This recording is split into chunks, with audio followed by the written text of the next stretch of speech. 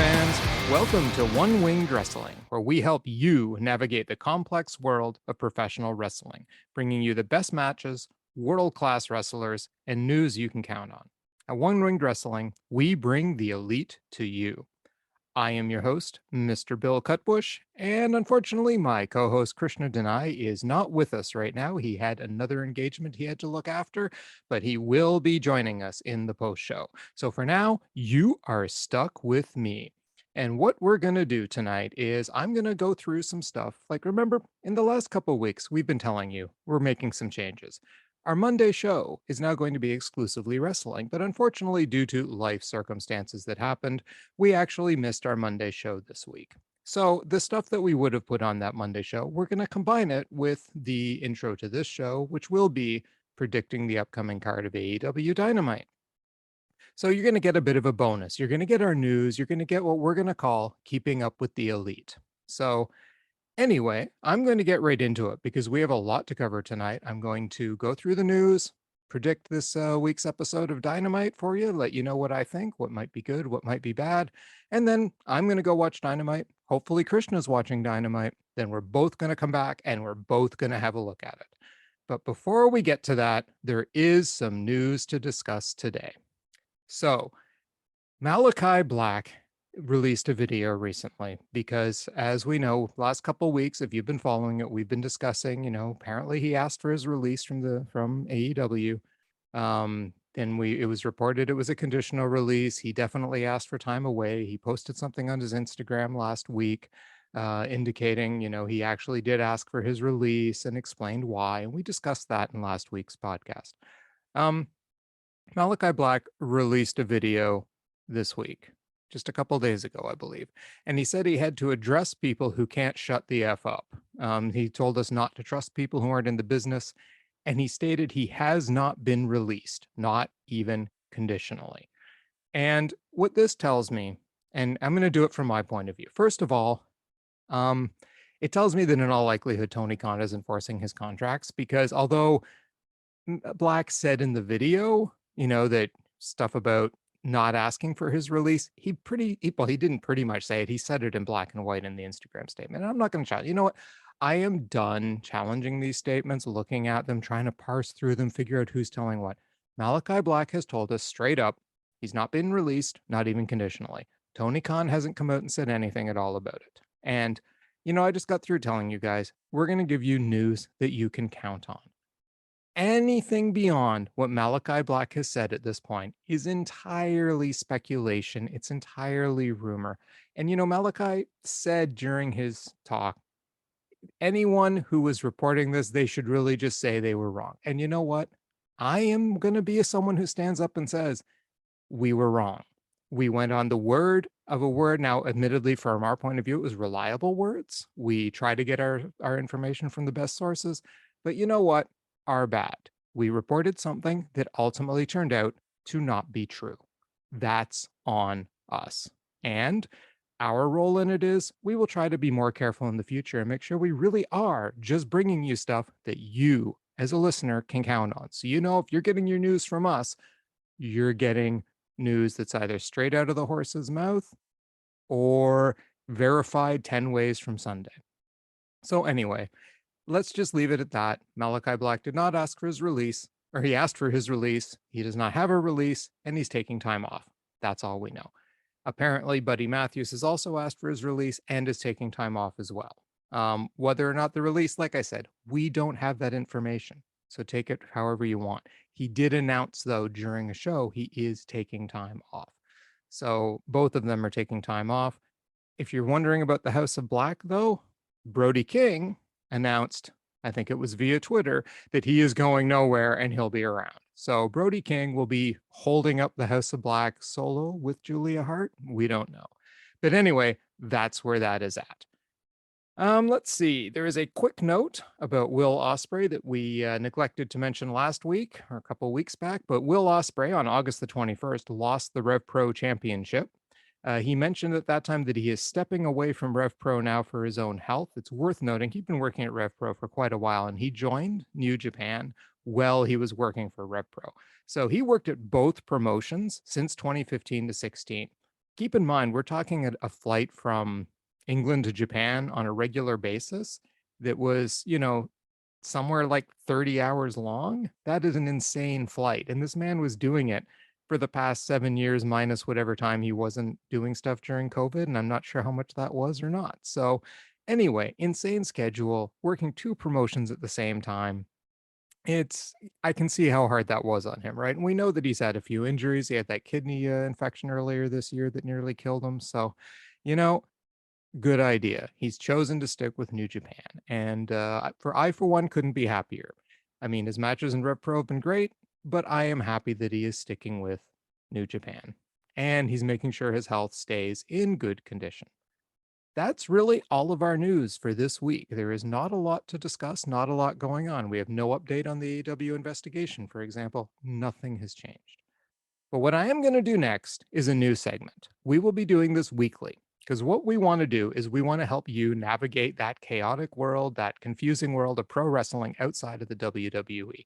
So one way that we're going to help you do that is we're going to recommend matches to you from all over the world because there's so many leagues. New Japan, DDT, All Japan. That's just 3 Japanese leagues. Never mind CMLL, Triple A, Ring of Honor, Pro Wrestling Guerrilla, all of these different leagues, various indies. Rev Pro, what we're going to do is we're going to find a few of the best matches every single week and let you know what you can check out so that you only find quality. So, right now, I'm going to talk to you about some matches I watched in the last week that I would recommend very highly to you. So, if you're passionate about good wrestling, those elites, those matches that can reach that omega level that Krishna and I talk about so much, these are your matches. So, the first one I'm going to talk to you about is a match between Will Ospreay and David Finlay at the New Japan Pro Wrestling Burning Spirit show for the IWGP US Heavyweight Championship. This match happened on Sunday, and this match was amazing. It was the main event for that show. It was about a 4-hour show. This main event went nearly 30 minutes. Um, for those of you who don't know, they've had kind of an off again, on again thing going on. I mean, what they did at the beginning of this match was they compared the two wrestlers. So, I had Will Ospreay, and he came out in a very interesting way because all of his accolades were put up on the screen. Kenny Omega comes out on AEW and he's got the announcer going, Kenny does this, Kenny does that, right? Well, Will came out and just his Jumbotron was just all of the things that he has won in New Japan, and it went on and on and on. And it was very interesting.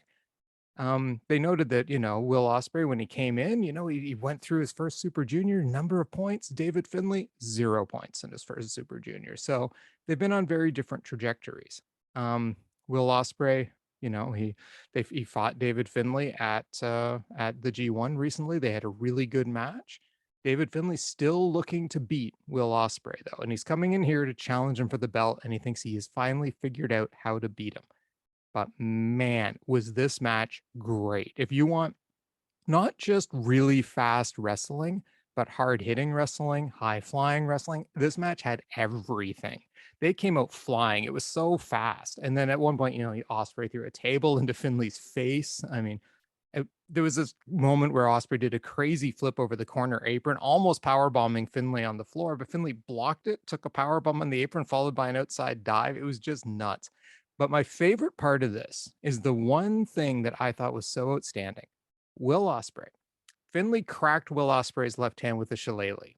Okay, and then he went to work on it. But Ospreay's selling was next level, like really next level selling. He screamed when he got hit with that. And it got to the point where Jeff Cobb, another member of the United Empire, came down to ringside and had to crack his finger back into place. He was acting as though his finger were dislocated, and he shrieked. It was an insane moment. They're taping it up. He's yelling and screaming. And for the whole match, he sold this hand like it had been killed and broken. And it was interesting too, because Finlay was kind of, it wasn't really heel, but heel-ish mannerisms. And Ospreay, like, he came out and was really dominating the match up until the point where his hand got hit. And then the story changed, and Finlay, it looked like he was doing anything possible, and the announcers were emphasizing this, to take out Ospreay. And it was just so, so good. Ospreay selling this hand, Finlay like trying to take Ospreay down, and it was just such a good match. I highly recommend you check it out. Will Ospreay wins it, but they took nearly 30 minutes. So go check this one out. You'll be doing yourself a big favor. You can find it on New Japan World. You might also be able to find it through other means. Anyway, Ray Phoenix took on Jungle Boy on Rampage on September 23rd. And this was the kind of bout that you hear Krishna go on about as his favorite kinds of matches. This match was crazy, and not just with high flying though. There was like such a strong style from both of them too. I mean, they hit each other, they beat each other. This wasn't just, two lucha libre guys putting on a show, right? This was chop exchanges, elbow exchanges. I mean, it was hard hitting and high flying, and it was just nuts. The pace these guys worked out was great. They chose their spots well. This match, I mean, it was probably, was it as good as the Jericho or the Danielson Moxley match from Dynamite? They're very different kinds of matches, but I would say that this match was close. Not quite. The story wasn't quite as good. I mean, because you don't really have the history between these two guys. This was just two guys that are going to go out and have an amazing match. And boy, did they ever. If you didn't watch Rampage this week, you can skip the vast majority of it, but check out this match. I mean, Jungle Boy wins this one, just an amazing counter and pin move. And they shook hands after. They both knew they'd put on a classic. I mean, seriously, what a match. Ray Phoenix, Jungle Boy. And they referred to Jungle Boy a lot as Jack Perry pretty like during this match. And it wasn't just JR. The other commentators were calling him Jack too. So I think that's an interesting change in his character. I've got one more match to recommend for you, and that's Konosuke Takeshita taking on Kazusada Higuchi for the DDT Openweight title. This also happened on Sunday, very busy Sunday for Japanese pro wrestling. Anyway, Higuchi is the champion for DDT. Takeshita's the challenger. You may all remember Takeshita from his AEW run, which was emphasized before this match. They did a big video presentation on Takeshita, and they really went into his time in AEW and how important it was. I mean, I can't speak Japanese, so I couldn't understand all of what was being said, but the impression I got watching it was they were really emphasizing, he's gone on this tour around the world, he's come back, he's an outsider. And then the English commentators during this match, they billed the champ, Higuchi, as protecting this belt from Takeshita, because Takeshita might take it to the world and not stay in DDT. Takeshita represents change in DDT. And, that the representatives of change, like you remember Kenny Omega in New Japan, change the world, this kind of thing. He represents the next step in pro wrestling. That tends to be a heel in Japanese wrestling. So Takeshita didn't really play a heel here, but it was certainly Higuchi being built up as defending DDT from the almost outsider because of the way in which he wrestled so well overseas. But anyway, the match itself, there were a lot of hard-hitting moves. These guys, I mean, there's a lot of strong style stuff here. Not a very fast-paced match. So it's not the kind of Takeshita match that you might catch Krishna going, oh my God, that was amazing. He never stopped moving.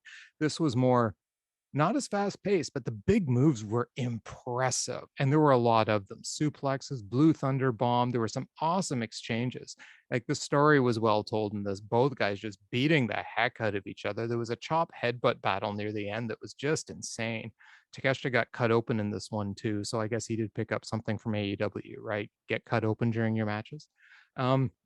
The ending was basically Higuchi literally passing out on top of Takeshita after Takeshita hits him with two jumping knees and Higuchi hits him with a headbutt, and they both just collapse on the mat, but Higuchi manages to land on top of Takeshita. It was just insane. They had pounded the crap out of each other, and then they hugged after the match. It was so good. I enjoyed this one a lot. This was a story match. If you love story in wrestling with two guys who are just so good at what they're doing, you'll love this match. Takeshita versus Higuchi, a DDT openweight title match on September 25th. You won't regret checking this one out. It was phenomenal. But, another segment we're going to do is we're going to tell you what our match of the week was from all across the week. And I'm going to tell you straight up, you're not going to be surprised by this. Will Ospreay, David Finlay, New Japan Pro Wrestling. That beat out every AEW match I saw this week. It beat out every match I saw from any other league. This match was just insane. I think one of the reasons I found it so interesting as a match, though, was because of the way it positioned Will Ospreay in his upcoming feuds.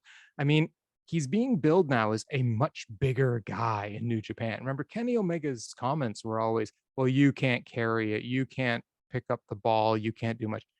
Ospreay came across as a bigger star than Jay White during this pay-per-view. Jay White was on it and he wrestled a good match. But Ospreay was next level. And Chris Charlton, one of the two English commentators, said when Will Ospreay came out, quote, there were people all over the world who had already made up their mind about who Will Ospreay is, who saw a few GIFs and a few social media tweets and immediately made up their mind about who Will Ospreay is. That video package we just saw, it's a constant reminder that Ospreay has defied all of those expectations. He doesn't care about what those people think. Frankly, I don't think he cares about what David Finlay thinks. What Will Ospreay cares about is two men that he has never beaten. One, the G1 Climax winner. The other, sitting paid at home on a suspension right now. And later on, he mentioned the fact that this match is on the top of the card tonight is all because of Will Ospreay. So that's so many implications for that. We clearly have another Kenny Omega, Will Ospreay confrontation coming down the road. I am praying it's at Wrestle Kingdom this year. I mean, sorry, Krishna, I actually want Will Ospreay to win this match. But it's just, this match, Ospreay versus Finlay, Omega level all the way. Loved this match. If you haven't seen it, it's my match of the week. It's a recommended match this week. Do yourself a giant favor and check it out. And you won't be surprised about my wrestler of the week either, because I have talked nonstop about him practically since we started this. Will Ospreay, my wrestler of the week. His storytelling and selling were next level in that match. He is an all-around complete wrestler, definitely on the Omega level, definitely part of the, Krishna and Bill elite. Will Ospreay, wrestler of the week. Now, what I'm going to talk about next, that concludes these. If Krishna had been here, we had some other stuff to do. We have some fun and games planned for you guys too on some of these shows. Some trivia, wrestlers to watch out for, different segments. We're going to have some fun on the Monday show as well. If Krishna had been here, we would have had some fun, but Krishna's not here. So, and I'm not going to sit here and have fun by myself. That would be kind of pointless and boring, wouldn't it? Anyway, do you know what is fun though? AEW Dynamite. And tonight, Dynamite will be coming to us from Philadelphia. And if there's one thing that we know about Philadelphia, those crowds are crazy. And those crowds like blood. But, I mean, it is the home of ECW, right? Anyway, we have a few matches to go through, and I'm going to preview them for you, let you know what I think, and give you a little bit of history on a couple of them too, because I think there's been some online chatter about two matches tonight, and I want to kind of quiet the chatter because, but anyway, we'll get into it. First up, MJF will be appearing live tonight. What do I think about that? Well, thanks for asking, Bill. I am interested to hear what he continues to say. He has won me over since his return, other than that silly answering machine message. But beyond that, his promos have been interesting. They've been some of the best heel promo work I've heard in a long time from anybody. He's clearly a master, but I'm wondering where he's going with this tonight. Is he going to announce who he's going to fight? Is he going to announce cashing in his chip? I can't think of another reason why he's speaking tonight, because it won't just be another blah, blah. I've got this other group of guys that are on higher, blah, blah, blah, right? Unless he's challenging someone else or something else. And I can't see why he'd do that. He seems very, very focused on the championship. So what's he doing? I'm not sure, but I do think it'll probably be to cash in his chip. So that's my prediction. We will also hear tonight from Saraya. Now, I find this very interesting. Saraya, Paige in WWE, she came back last week. And what's notable about this is that apparently, according to Dave Meltzer, she hasn't actually been cleared to wrestle as of very recently by the WWE doctor. So last she was in WWE, and this was in July, she was not yet cleared to wrestle. And those same doctors had cleared Edge, Christian, and Bryan Danielson. Interesting, though, they hadn't cleared Sting, and look at the career Sting's had in AEW, right? So what exactly is Saraya doing? Is she going to be wrestling? Because no one touched her last week, and she didn't touch anybody. Is she not, if she's not wrestling, I have a serious question to ask about her long-term value, unless she's going to head up a stable or something like that. That might be a good idea. I don't know. But I really hope she is back to wrestle, but I really hope she's in good enough health to do it. I do not want to see a situation where she has jumped the gun and is not in good enough shape to wrestle and then gets injured immediately. You know, we have seen this happen and it's not good. But we've also seen the opposite happen. Look at Sting. So, and you know, Bryan Danielson, he's had an injury. He's had a concussion, but he seems to be doing okay. But if Saraya is not wrestling, what is really her long-term value to this? Does this mean this is a surprise that kind of comes out as a surprise and doesn't go anywhere? If that's the case, I'm not real thrilled about it. I really like her and I really hope she can wrestle. But I'm really interested to see what she has to say tonight, because I think that's going to answer a lot of these questions that are percolating around in my brain. Are we going to see a Saraya that gets in the ring? I also wonder too, you know, Tennille Dashwood hasn't been signed anywhere right now. As far as I know, she's still active. She's no longer with Impact Wrestling. It would be really interesting if she came in with Saraya, because I mean, they had some pretty classic matches together on NXT. She's a very solid wrestler. She can do some pretty cool gimmicks. You know, seeing the two of them together, they wouldn't be a bad tag team. So if you wanted to protect Saraya, one way to do that is put her in a tag team, right? So she doesn't have to do as much work. Can help her hide or get over any injuries or ring rust or anything like that. So who knows? Anyway, I am hopeful to figure out what's going on with her tonight. So that brings us to our actual, oh, not quite. We have one more segment. We have the Jericho Appreciation Society Championship Celebration, where they're going to get together and they're going to appreciate Jericho winning the ROH title. Now, what's going to happen with this? I can't see a lot happening with this because, I mean, Jericho has a match tonight for that very championship. Really, all I can see this doing is furthering the Daniel Garcia plot. I think that we're going to get something happening with Garcia. Maybe he walks out, but I think that the actual celebration itself, the bit of it with the way these guys do the sports entertainment thing, it'll be funny. The guys involved in it are funny. Could Eddie Kingston get involved and wreck it? Maybe. I don't know.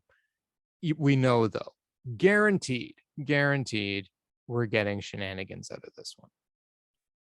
Now we get into the 3 announced matches. Now these matches, as of about 4:30 p.m. Eastern time, were the only matches announced for tonight's show.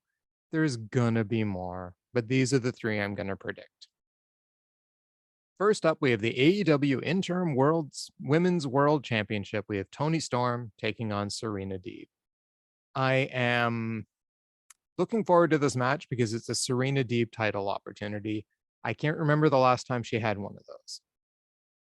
Unfortunately, I don't think she's winning. The outcome of this one is almost guaranteed, which to me is unfortunate because I would love a Sereena Deeb Women's World Championship title run. So I'd like to see her beat Toni Storm, but she's not. You know what this is going to be? This is just going to be Toni Storm getting a good title defense in.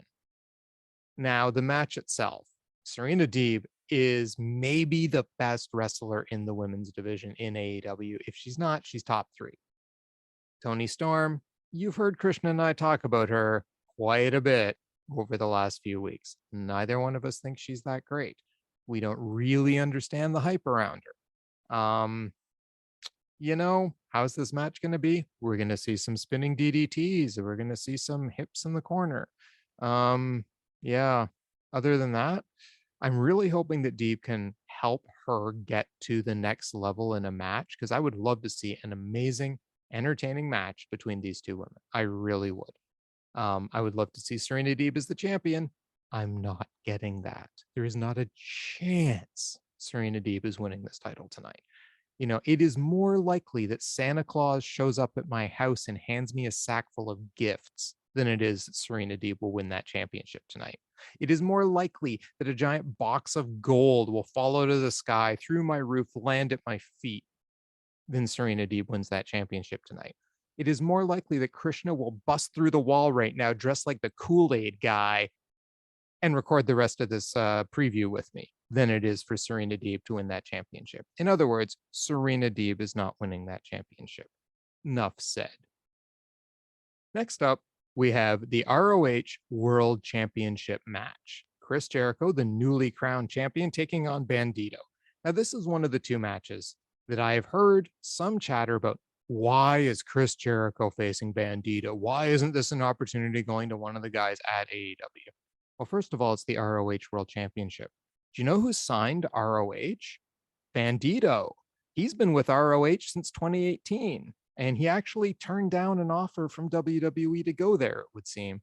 He's also worked in New Japan Pro Wrestling and CMLL in the last 3 years. You know who's going to love Bandido? Krishna. Bandido is Krishna's style wrestler. He beat Roosh at the July 11th, 2021 Best in the World Ring of Honor event to become the Ring of Honor World Champion. He lost the belt to Jonathan Grisham on April 1st, 2022 at the Supercard of Honor. He's never had his rematch. This is his rematch for the ROH World Championship. Totally deserved, totally in line, totally in story. Could AEW have done a better job of explaining this before this event? Yes, absolutely 100%. I know Bandido from this stuff. I know Bandido because he took on Will Ospreay at the Best of the Super Juniors in 2019. I went back and watched that match again today. Okay, we do the recommendations based on, the matches that happened in the last week. But if you have time, go find this match. Best of the Super Juniors 2019. Bandido versus Will Ospreay. Holy heck, what a match. It's pretty quick. It's not that long for one of those matches. I still need to go and watch Will Ospreay's match against El Phantasmo that year that went 25 minutes. But anyway, I digress. Bandido and Will Ospreay was amazing. This guy is the exact kind of guy that we talk about liking on this podcast. So him taking on Chris Jericho, I'm excited. Now he's taking on Chris Jericho, but Jericho's been wrestling some of the best wrestling of his career in the last the last few months. So Bandido taking on Chris Jericho, this is going to be a good match.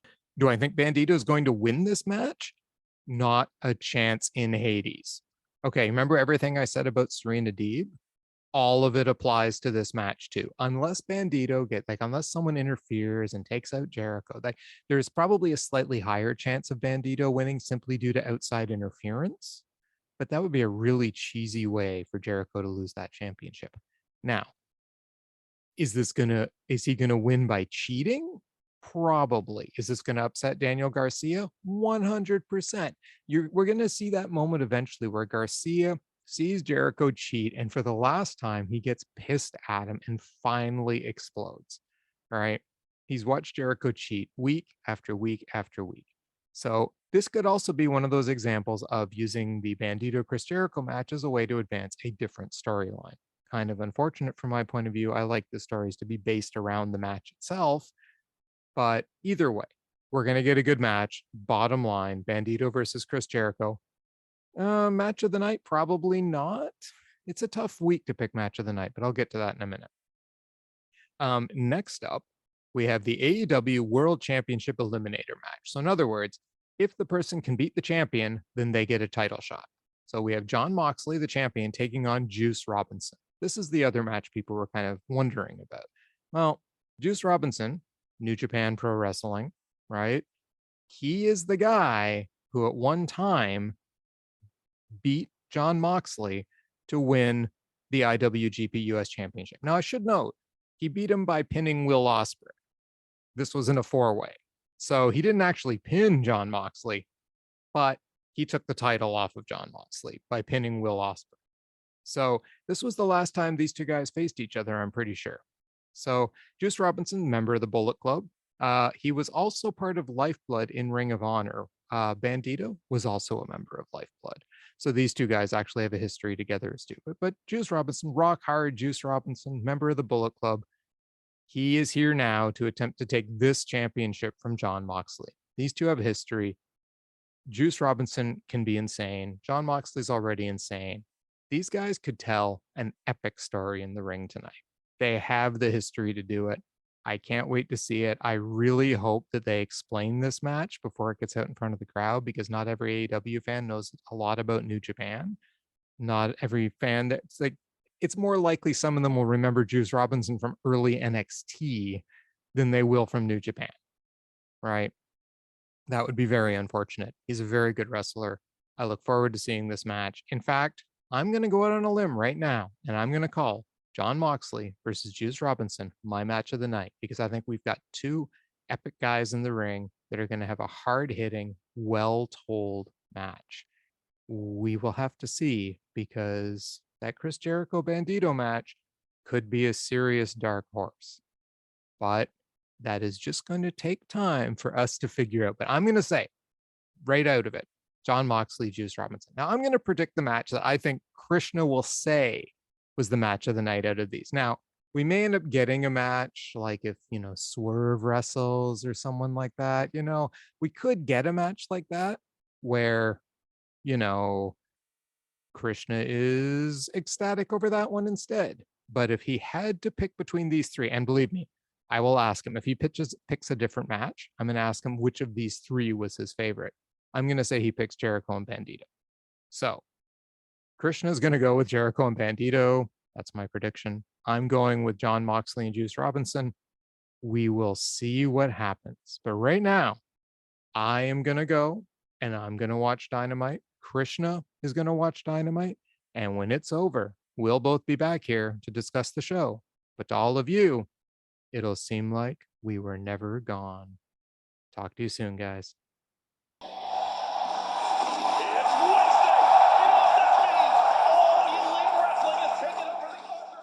Judas in my mind. Anyway, welcome everybody. We're back. And no, I was not singing the Judas song. I never do that. I would not be at the live event singing Judas. Never. I promise. Yes, never. Anyway, speaking of Judas, Krishna has returned. I have risen. He's back, people. He's back. You no longer have to put up with me rambling endlessly to myself, which, hey, I don't mind doing. So, It's all good. Dynamite again.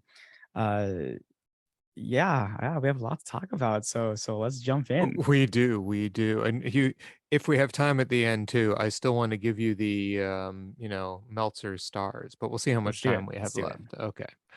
Anyway. So, Dynamite this week comes to us from Philadelphia at the Liacorus. How do you pronounce it? I was calling it Licorice the entire night. I have no clue. Okay, it's called the Licorice Center. I like that. Sorry, people in Philadelphia, but our arenas have worse names than yours, so don't worry about it. Very okay. true. Yeah. So we have Taz, Excalibur, and Tony Schiavone on commentary, and we immediately start off with Jericho Appreciation Society coming out all dressed in purple. It even looks like purple velvet suits. And they're followed, they get to the ring and you see Luigi Primo. And I would just like to apologize to Luigi Primo for not knowing who he was. Was it last week? And I just thought it was some pizza dude that they decked. And it was actually Luigi Primo, independent wrestler. Oh. So, I didn't even know that. So yes, he actually wrestles for an independent league in New York. Okay. So yeah, he makes pizzas, and there's lots of pizzas on this stage. So Cool Hand Luke gets the mic there, and he says, "AEW Galaxy, appreciate us," and of course he insults Philly. The Jericho Appreciation Society is here to give you the gift of appreciating a championship. Everyone stand up and join us as we celebrate the Ocho. And then Daddy Magic informs them that he called Luigi and Luigi made New York pizza and that there will be no pizza for anybody. And of course, this begins the somewhat perpetual "we want pizza" chant anytime Chris Jericho's around tonight. So Anna Jay gets the mic. She goes, NJAS. None of you get pizza, and she is totally drowned out by the "we want pizza" chant. So she threatens to choke the entire audience out. But you do get the greatest Ring of Honor champ of all time, the Ocho, Chris Jericho. And Jericho says, of course, you guys want pizza? Well, you can't have any. What you can have is the most important Ring of Honor champ in history, the Ocho, Chris Jericho. Everyone knows I'm the most honorable champ in Ring of Honor history and the most viewed because no one knows about Ring of Honor. But you will because I'll change the way Ring of Honor is remembered. It's the era of Ring of Jericho. So then he puts over Bandido. He says, but he's a pro wrestler, and sports entertainers beat pro wrestlers every single time. He calls over Daniel Garcia, tells him, we've had our differences, but I got a gift for you. And he gives him the gift, and it's a purple hat, which he puts on Garcia, and Garcia takes the hat off and throws it on the ground and then lays out Luigi. Garcia says, this is enough. This is never what I envisioned myself doing when I got in this business. I want to tell you something, Chris. I think it's about time for me. And Jericho puts his hand over the mic. He says, I want you to really think about what you're going to say. It's a crossroads for you. You could be bigger than your wildest dreams, make the wrong decision, and I'll have to take you out. So I'll ask you once. Are you a sports entertainer or a pro wrestler? Of course, the crowd thinks he's a pro wrestler and they inform him of such. Danielson's music hits, of course, and Bryan Danielson comes out and says, you're trying to tell Garcia what you think he should be. Well, Garcia, you're a bro, man. Do what you want. You want to be in the JAS? You want to be in the Blackpool Combat Club? I don't know. You want to floss your teeth? He's basically lists some things he can do. And Jericho says, Danielson, shut your mouth. Stop trying to poach my guy. He belongs to me. He does what I tell him to do. This gets Garcia mad. He says, let's get one thing straight. I don't belong to you. I don't have to do what you say, but let's not get too serious. We're supposed to be entertaining. So he channels his inner Lonely Island here when he says, what if I picked up this pizza and threw it on the ground? To which I'm like, yes, throw things on the ground. Yes. Yep. So would that be entertaining? Yes, Daniel, it would be highly entertaining. Make pizza with Luigi, tagging with Justin Roberts. I would also want to see that. Or tagging with Bryan Danielson against Sammy Guevara and Chris Jericho. So then, Danny Magic there, Matt Menard steps in and goes, we're sick of your crap. You had nothing and nobody. We had your back. And now you want to spit in our face for this piece of crap. I ought to punch you in the face right now. So Danielson goes, wait, you want to punch me right now? I have good news. I was told I could have a match with anyone who wants to fight me. You just said that. So let's do it. The entertainer Danny Magic versus the heart of professional wrestling.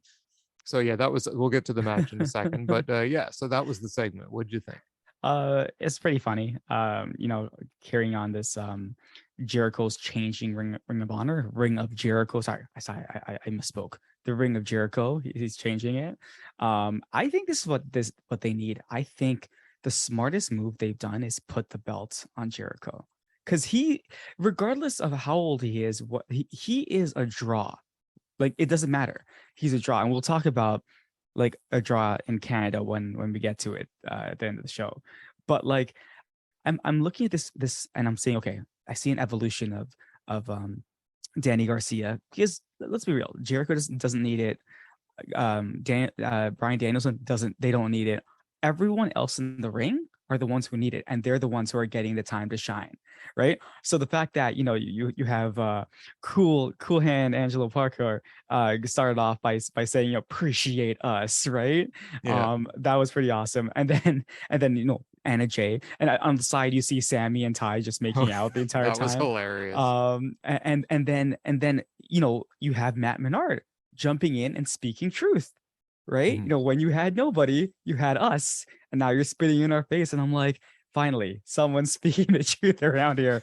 So I love the way this is, because we're gonna see Danny Garcia go through the JAS. He's gonna have to go through everyone, right? Which is great, because you know what? The good news tonight out of this entire segment is Matt Menard is better. He can actually wrestle again, right? And we'll get to the match in a second. Yes. So yeah, no, I listen, it's the JAS. Like, they're so ridiculous. It's funny, right? And they always come up with the dumbest things, but it just works. It just works just around Jericho, and it's all Jericho, right? You can see, like, as much as everyone throws it like, oh, no one in AEW, they want to listen to the vets. Really? The vets are the ones leading everything right now. So let's not get that twisted. But yeah, no, great segment. Yep. And I mean, that's a good point. And I think that the real thing we have to think about here is that, yeah, the vets are leading, but there's different types of vets. And the Jericho style vet makes everyone around him better. Exactly. And that's what's absolutely awesome watching this guy with this group, is that he makes the whole group better. Yeah. Right. He has made it so, like, Matt Menard and Angelo Parker, like, so good. Sure, they were fine in their little gig before that, but they're pretty awesome They're pretty now, awesome now. right? Yeah, I they mean, are. we know who they are. We see Yep. them all the time, right? It's same thing with like they've made Daniel Garcia. He Mm-hmm. went from being this funny sports entertainer guy now to like someone who's like serious, and he's gonna have a great singles career ahead of him now, Yeah. right? He's been Agreed. made, right? So you get all these. I mean, the only one who didn't need anything from this is Jake Hager, but he does his job, right? I mean, he Yeah. wasn't even there tonight. No. No. So yeah, and then I mean, even someone like Anna Jay, we're talking about her now and laughing, right? Like it's even her little choke Choke you out thing, out. I'll even though she choke you almost out. never does anything, like No. it's funny. And of Yeah. course, Sammy and Ty, it's Just their usual hilarious. thing. Doesn't matter where they go, they got to make it, right? Anyway, so yeah, I enjoyed this segment a lot. It was fun. It was a great way to open the show. It felt kind of weird opening the show with a really long promo segment though, like Very WWE-esque. yeah, Just yeah. it really was, but I guess appropriate if you're going to put the sports Yeah, entertainers out there to exactly. start the show, right? So, Exactly. and besides that, we needed to clear up room for, the wrestling. So, Mm-hmm. Mm-hmm. you know, which we then get. We get Bryan Danielson taking on Danny Magic, Matt Menard. I'd call it a pretty standard match to open up. You get some back and forth until Menard dumps Danielson off the turnbuckle to the floor to send it to its first commercial break. He keeps the advantage coming out until Danielson does his no sell the kicks and chop spot, bit of channeling his inner Japanese wrestler there. Danielson nails Menard with chops, 3 running drop kicks and yes kicks until Angelo Parker pulls Menard out of the ring. Menard smashes Danielson's leg into the ring post outside. That just looked vicious. And then when the ref's backs turn, Parker DDTs Danielson on the floor. Menard gets him back in the ring, pile driver for 2. Castagnoli comes down at this point and like basically picks up Angelo Yeah. Parker and carries him away. So then you get a corner drop kick from Danielson right after this happens, a label lock. Menard taps out pretty fast to the label lock, and Danielson wins by submission. Yeah, and this match itself, like you said it, you get standard match, but standard AEW Yeah, matches yeah, are good exactly. matches, right? Yes. I like when the match started, I was kind of like, wait, did Jericho and Garcia just like go backstage? They walk back together. I'm like, this is kind of weird. But anyways, I didn't care for I didn't dwell on that. The match itself, again, really good match.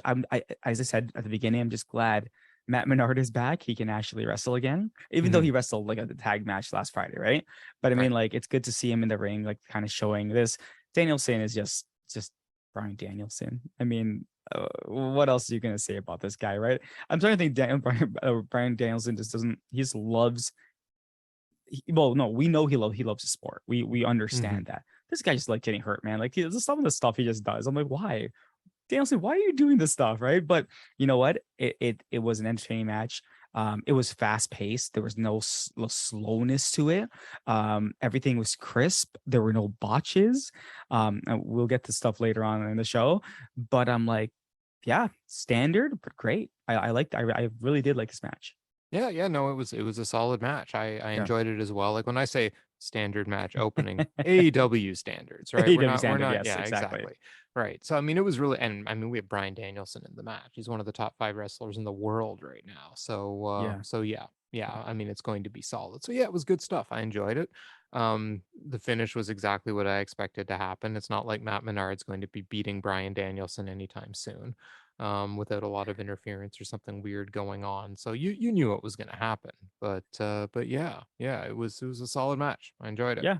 Yeah. And the thing is that you can see how these vets are helping these young guys. Cause Hmm. even from the promos, like listening to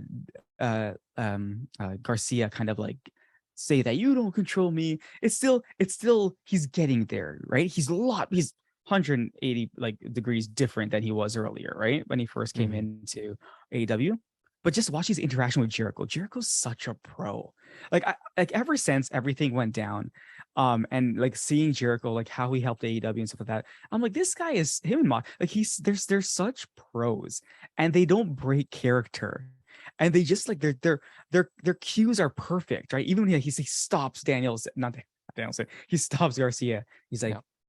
be careful what you're gonna say, and how the Yeah. seriousness in his face. I'm like, Hmm. this guy is so awesome. Like, and Bryan Danielson, they need to let this guy just talk more often. That's it. Like, he's so funny. He's just so over the top as well with the Yeah, things he yeah. says. And just let him talk. Like, he's good. Like, and just again, this is me seeing the progression of these young kids, and I'm you're watching it firsthand, right? So I'm just loving what AEW is currently doing with everything. So Oh yeah, yeah. No, it's I couldn't agree more because the secret to the industry now is developing your talent because there's exactly. so many options, right? And Mm-hmm. like, WWE is a viable option again, and they got the money. They're going to scoop people up.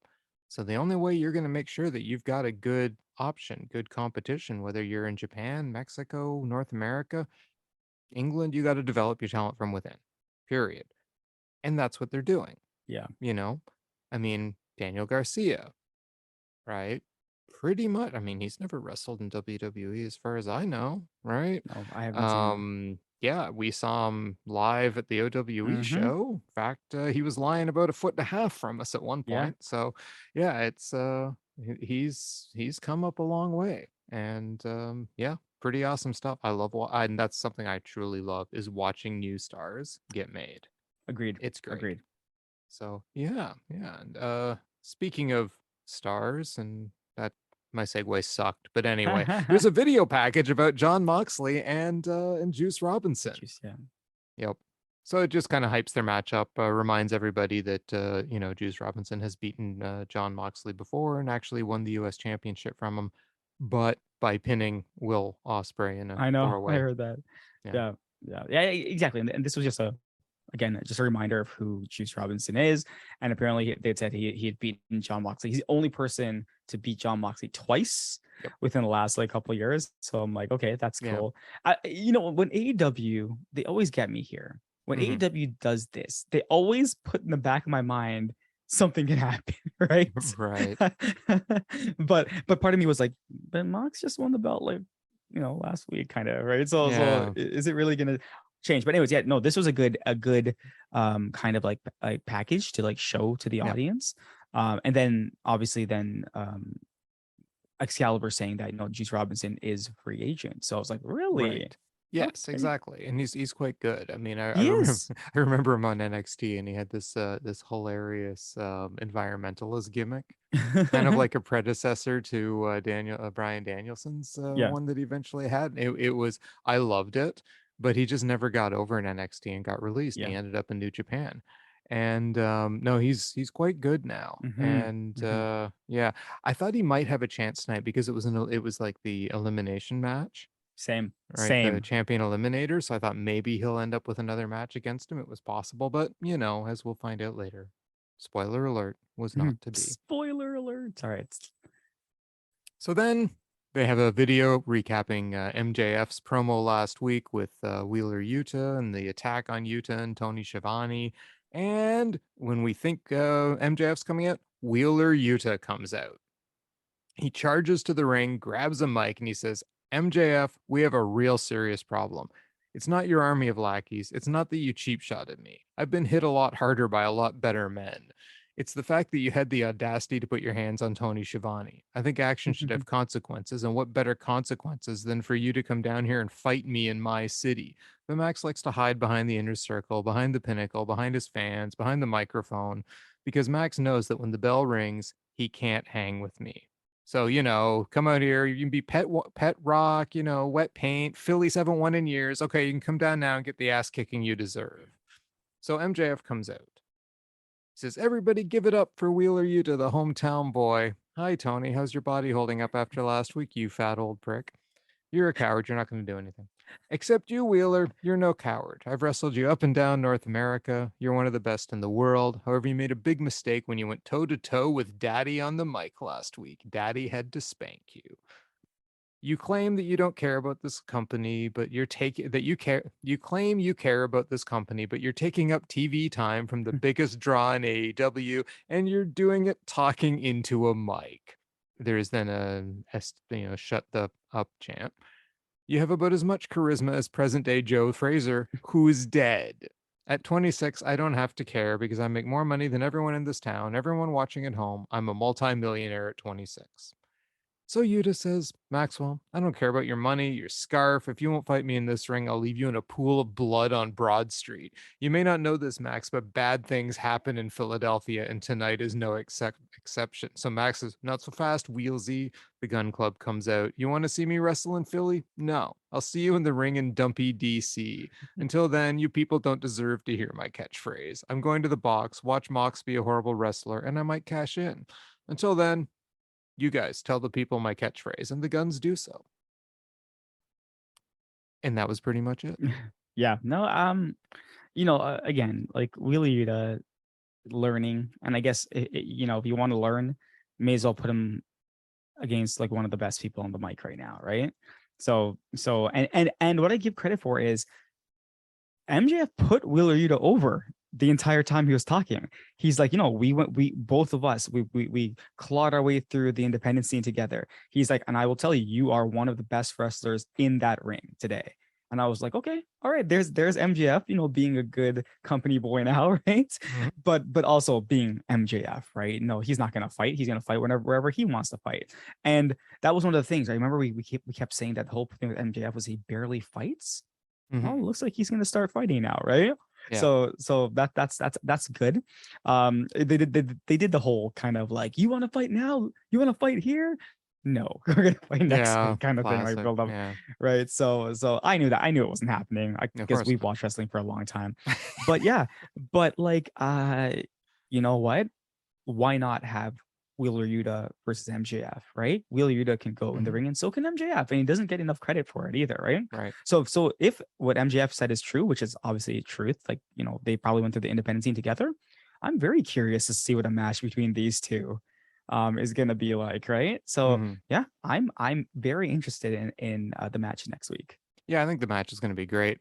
I think this was Wheeler Yuta's best promo, Yeah, period. I yeah. mean, he did take away MJF. Like, look, he's up against MJF here. Take away MJF and put anyone else that's sort of like a more standard promo across from Mhm. him, and Yuta would have shone here. Yeah, I thought there was a lot of fire in what he was saying. There was a lot of yeah. passion in it.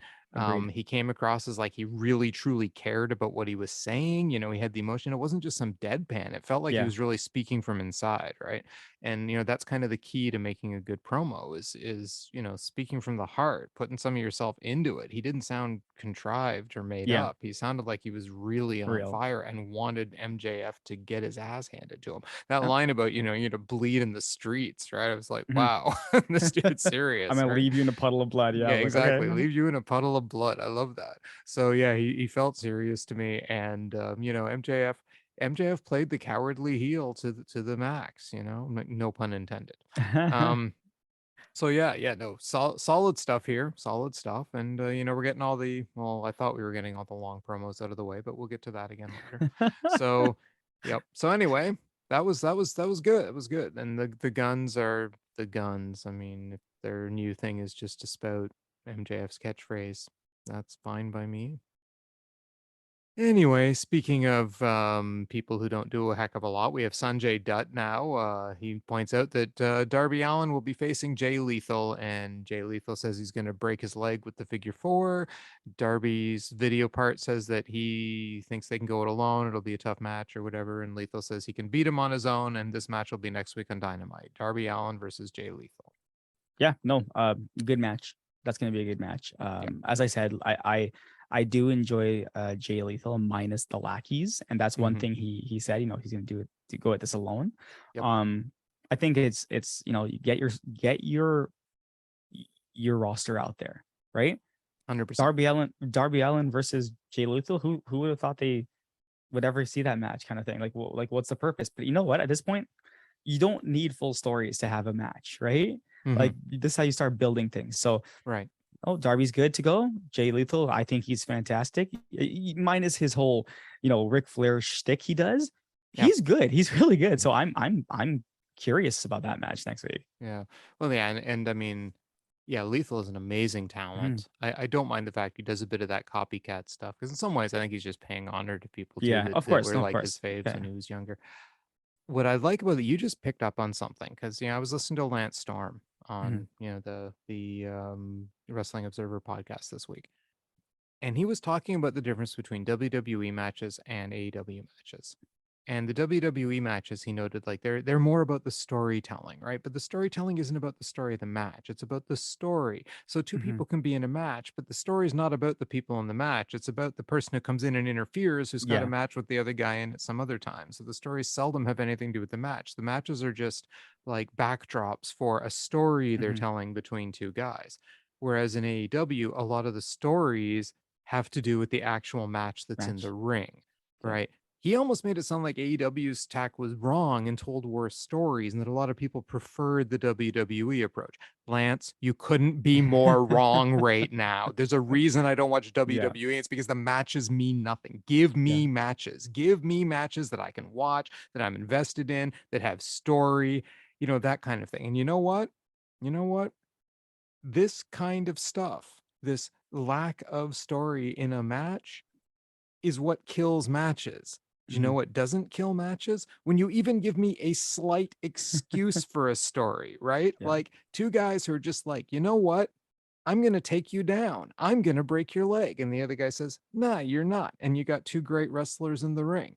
Hmm. What's going to come out of it? I don't know, but that's way more Yeah. interesting to me than anything I'm going to see on a WWE Yeah. television, Triple H booking it or not, Yeah. right? Fair enough. You're still stuck in the formula. Yeah. I don't want the formula. I love wrestling that's at the Omega level, Agreed. wherever it's fought. AEW, New Japan, Triple I don't care. Give me something good in the ring.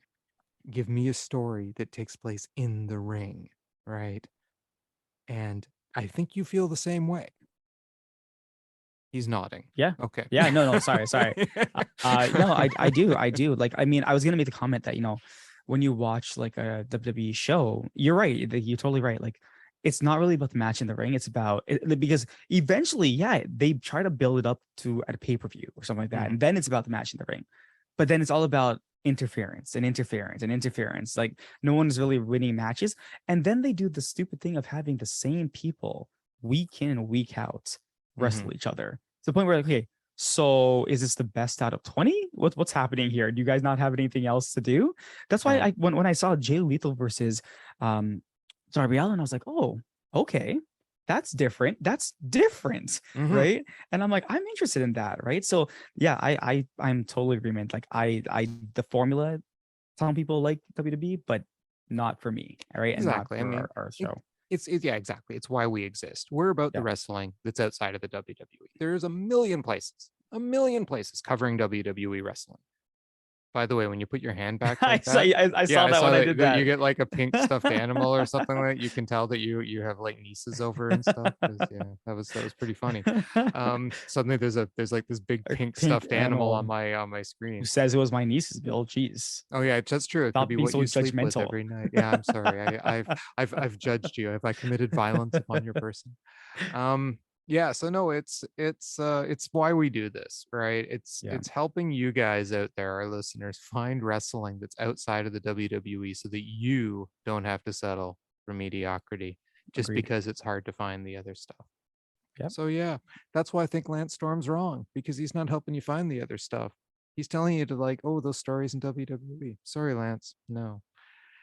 Anyway, on with the show, shall we? We've talked enough about WWE for one We night, I did think. too So much, yes. too much. So we're gonna turn to a New Japan rematch of Jon Moxley taking on Juice Robinson, rock hard Juice Rock Robinson, hard. That's in right. an eliminator match. That's right. His shirt says it on it. This is Rock Hard Robinson's AEW debut, and as you already pointed out, he's got two victories over Moxley.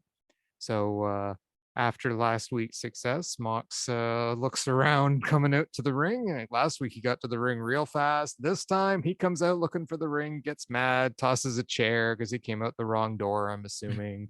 He gets halfway there, but has to go up the stairs, stop, get a higher vantage point to look around with the other fans. I think they finally told him where the ring was, because by the time he hopped the barricade, Robinson though was all ready for him and jumped him. So maybe Mox should pay more attention to get into the ring Yeah. properly, and Robinson wouldn't be able to ambush him.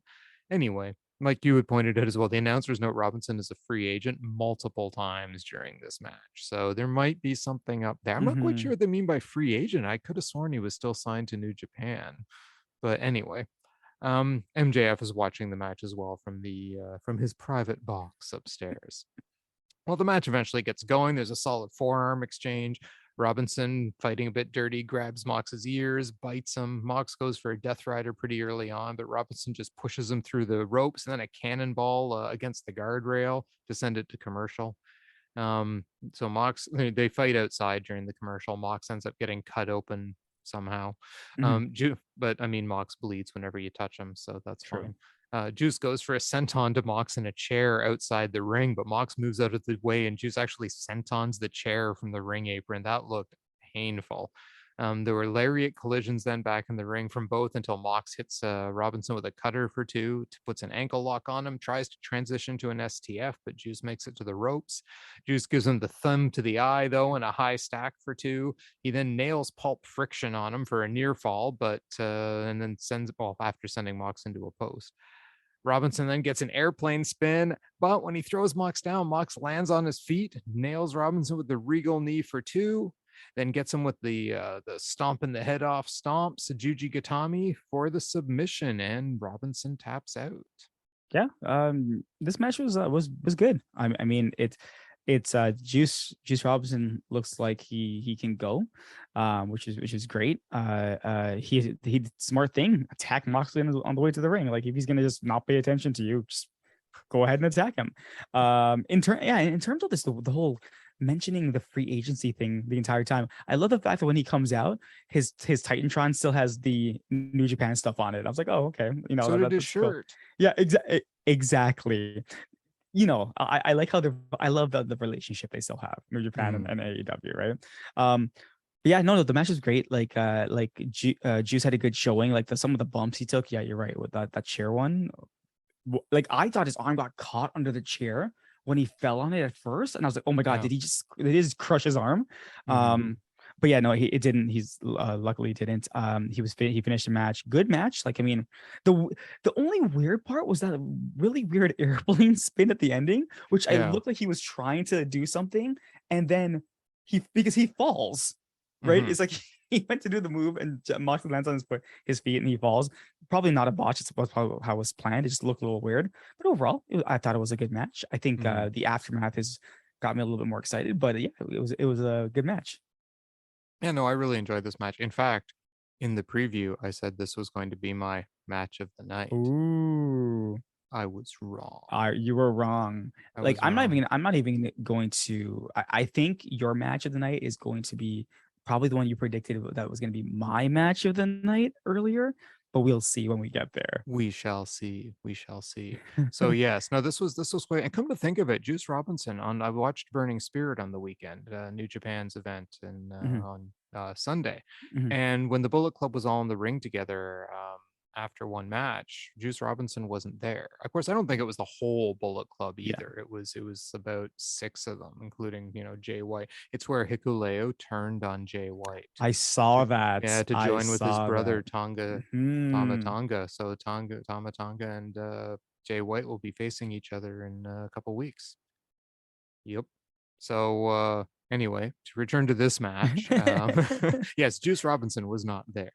This was a really good match. I enjoyed it. There's a lot of hard hitting stuff. It was kind of what I expected from these guys. It was well wrestled. I liked the moves. It was, there was a couple really big spots that I enjoyed. That crash into the chair outside was just nuts. They were hitting each other like crazy. I like how Juice does the subtle heels of the thumbs in the eye and stuff. Like, he just never gives that stuff up. He's got a bit of a crazy streak in him that I think goes really well wrestling with Mox. So yeah, I mean, I really enjoyed this match. Not my match of the night, but definitely worth watching. So yeah, good match.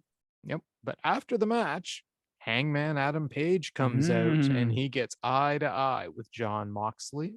They stare each other down inches from each other's face. Then he backs up a bit and starts to take off some of his stuff. clearly going to want to fight him right there. Looks like they're going to have a match, but then MJF gets on the mic and goes, "Settle down. You guys are just fighting to lose." He's talking from his box. "Once you morons get to Cincinnati, I might cash my chip in and become champion. You know why I'll be champion? Because I'm a generational talent." But the whole time he's talking, he doesn't notice Wheeler Yuta walk into the box behind him. Wheeler Yuta jumps MJF. Security tries to stop him, but he gets a lot of good shots in on him. And finally, security pulls him off and gets him out of there. Yeah, no, it was good. I think Hangman's an awesome wrestler. I really do. Like, and he's proven it time in and time out. So, Moxley versus Hangman, hey, I'm in for that. Like, that's awesome. I think not, they haven't said anything yet about that match, right? If it's gonna happen or anything. Yeah. Oh, so no, whenever isn't it next week? That's what I was gonna say. Did Excalibur announce next week it? in Cincinnati Okay. because MJF is facing Wheeler Yuta in Cincinnati. Yeah. Or is he facing him in DC? DC. Oh, yeah, he said he was waiting till DC. So what's MJF doing next week in Cincinnati? I have no idea. I have no clue. Anyway, so yeah, I'm pretty sure that Hangman's facing Mox next week. And yeah, because Mox is defending the title in his hometown. Yes. Next week against Hangman. It's going to be a good match. I think so. If we're right. I'm pretty sure that's what they said. I'm going to give you guys a 95% chance that we are in fact right now. But if we're not, I still have 5% leeway to be wrong. So yeah, no, I'm highly looking forward to that. Like you said, Hangman, he puts on a show every time now, and he's total. It's weird because we got two guys that give us a few months back for like Moxley versus Hangman. Oh god. Yeah. And now we're like Moxley versus Hangman. Bring it on, right? Like, they've totally won us over. It's so funny how we both changed our opinions.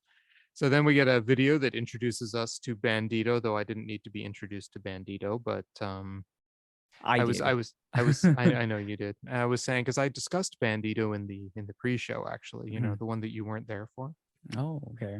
Yeah, I was there in spirits. You were there in spirit. It's true because I was kind of telling you about Bandido because I knew you needed to find out about Bandido. Because today, just to warm myself up for tonight's match, I watched Will Ospreay take on Bandido at the 2019 Super Juniors. Holy heck. I watched this match and I went, Krishna needs to see this match. He really needs to see this match. Oh, wow. Oh my god. And this was the day, a couple days after Will Ospreay had his 25-minute match against El Phantasmo. You should Will see Krishna's Ospreay, eyes you're right the now. man. Yeah, Will Ospreay, you're just the man. I know it's crazy, but we'll talk a little more about Will Ospreay later because I want your thoughts on something that happened on the weekend. But let's get back to Dynamite. So you really needed to be there tonight. I had so much to talk about with you, but that's okay. We'll talk later. So after the Bandido video, which Krishna I believe is now sold on Bandido. Did the video sell you? Did it do its job? You know, the video, when they showed the video, I was like, okay, you know, luchador, I see it, but I didn't expect what was coming tonight, right? So yeah, when we get to there, I'll talk more about that. But yeah, it introduced me to him. Yes. Okay. Good stuff. So Justin Roberts now introduces Saraya.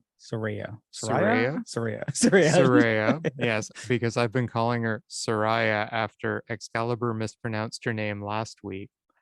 And for some reason, I thought that was correct. And through the whole pre-show, I called her Saraya. So it is Saraya. She has my apologies. Apparently, her theme music is actually done by her boyfriend's band. Oh, interesting. Okay. Yes.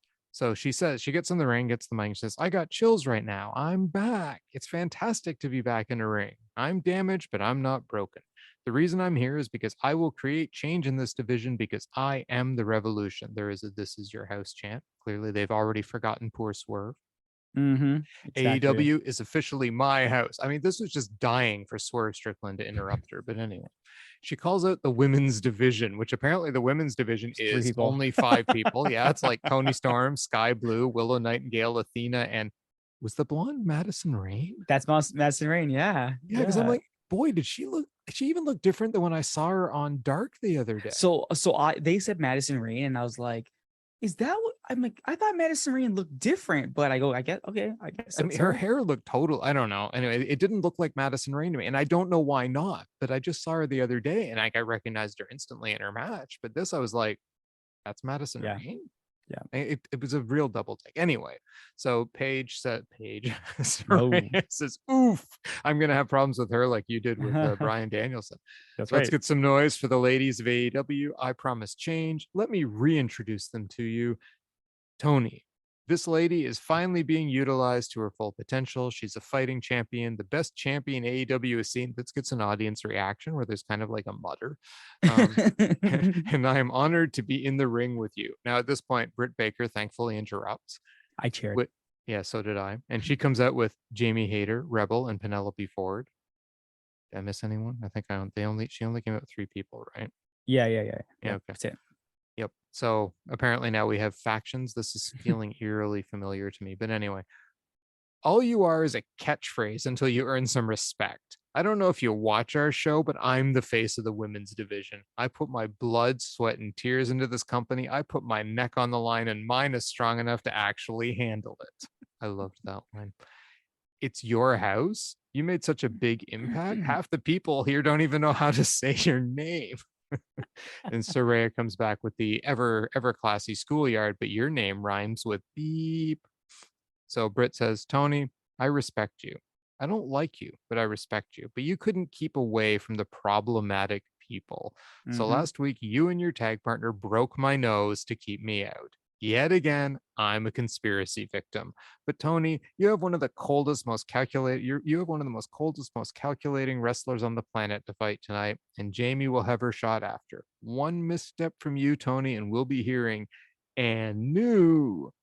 Bring out Sereena. But then Saraya says, stop the music. I have eyes and ears. You guys like to get up some funky stuff. We decided we would make this a lumberjack match for the championship. It was already for the championship.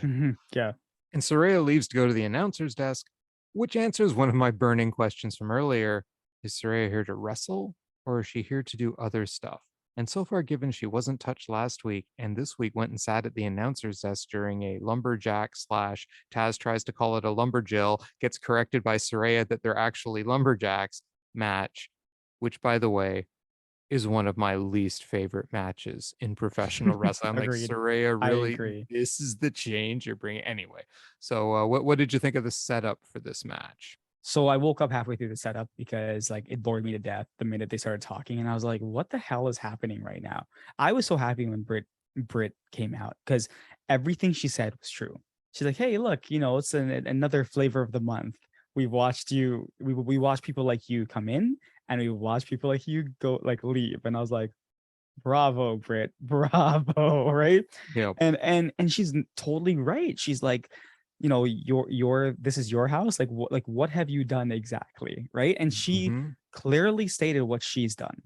So there's no doubt. I love when the crowd started chanting Jamie Hayter. Yes. Because everyone's on Jamie. And I love Jamie's reaction. She's kind of like, what am I gonna do? And Yeah, then exactly.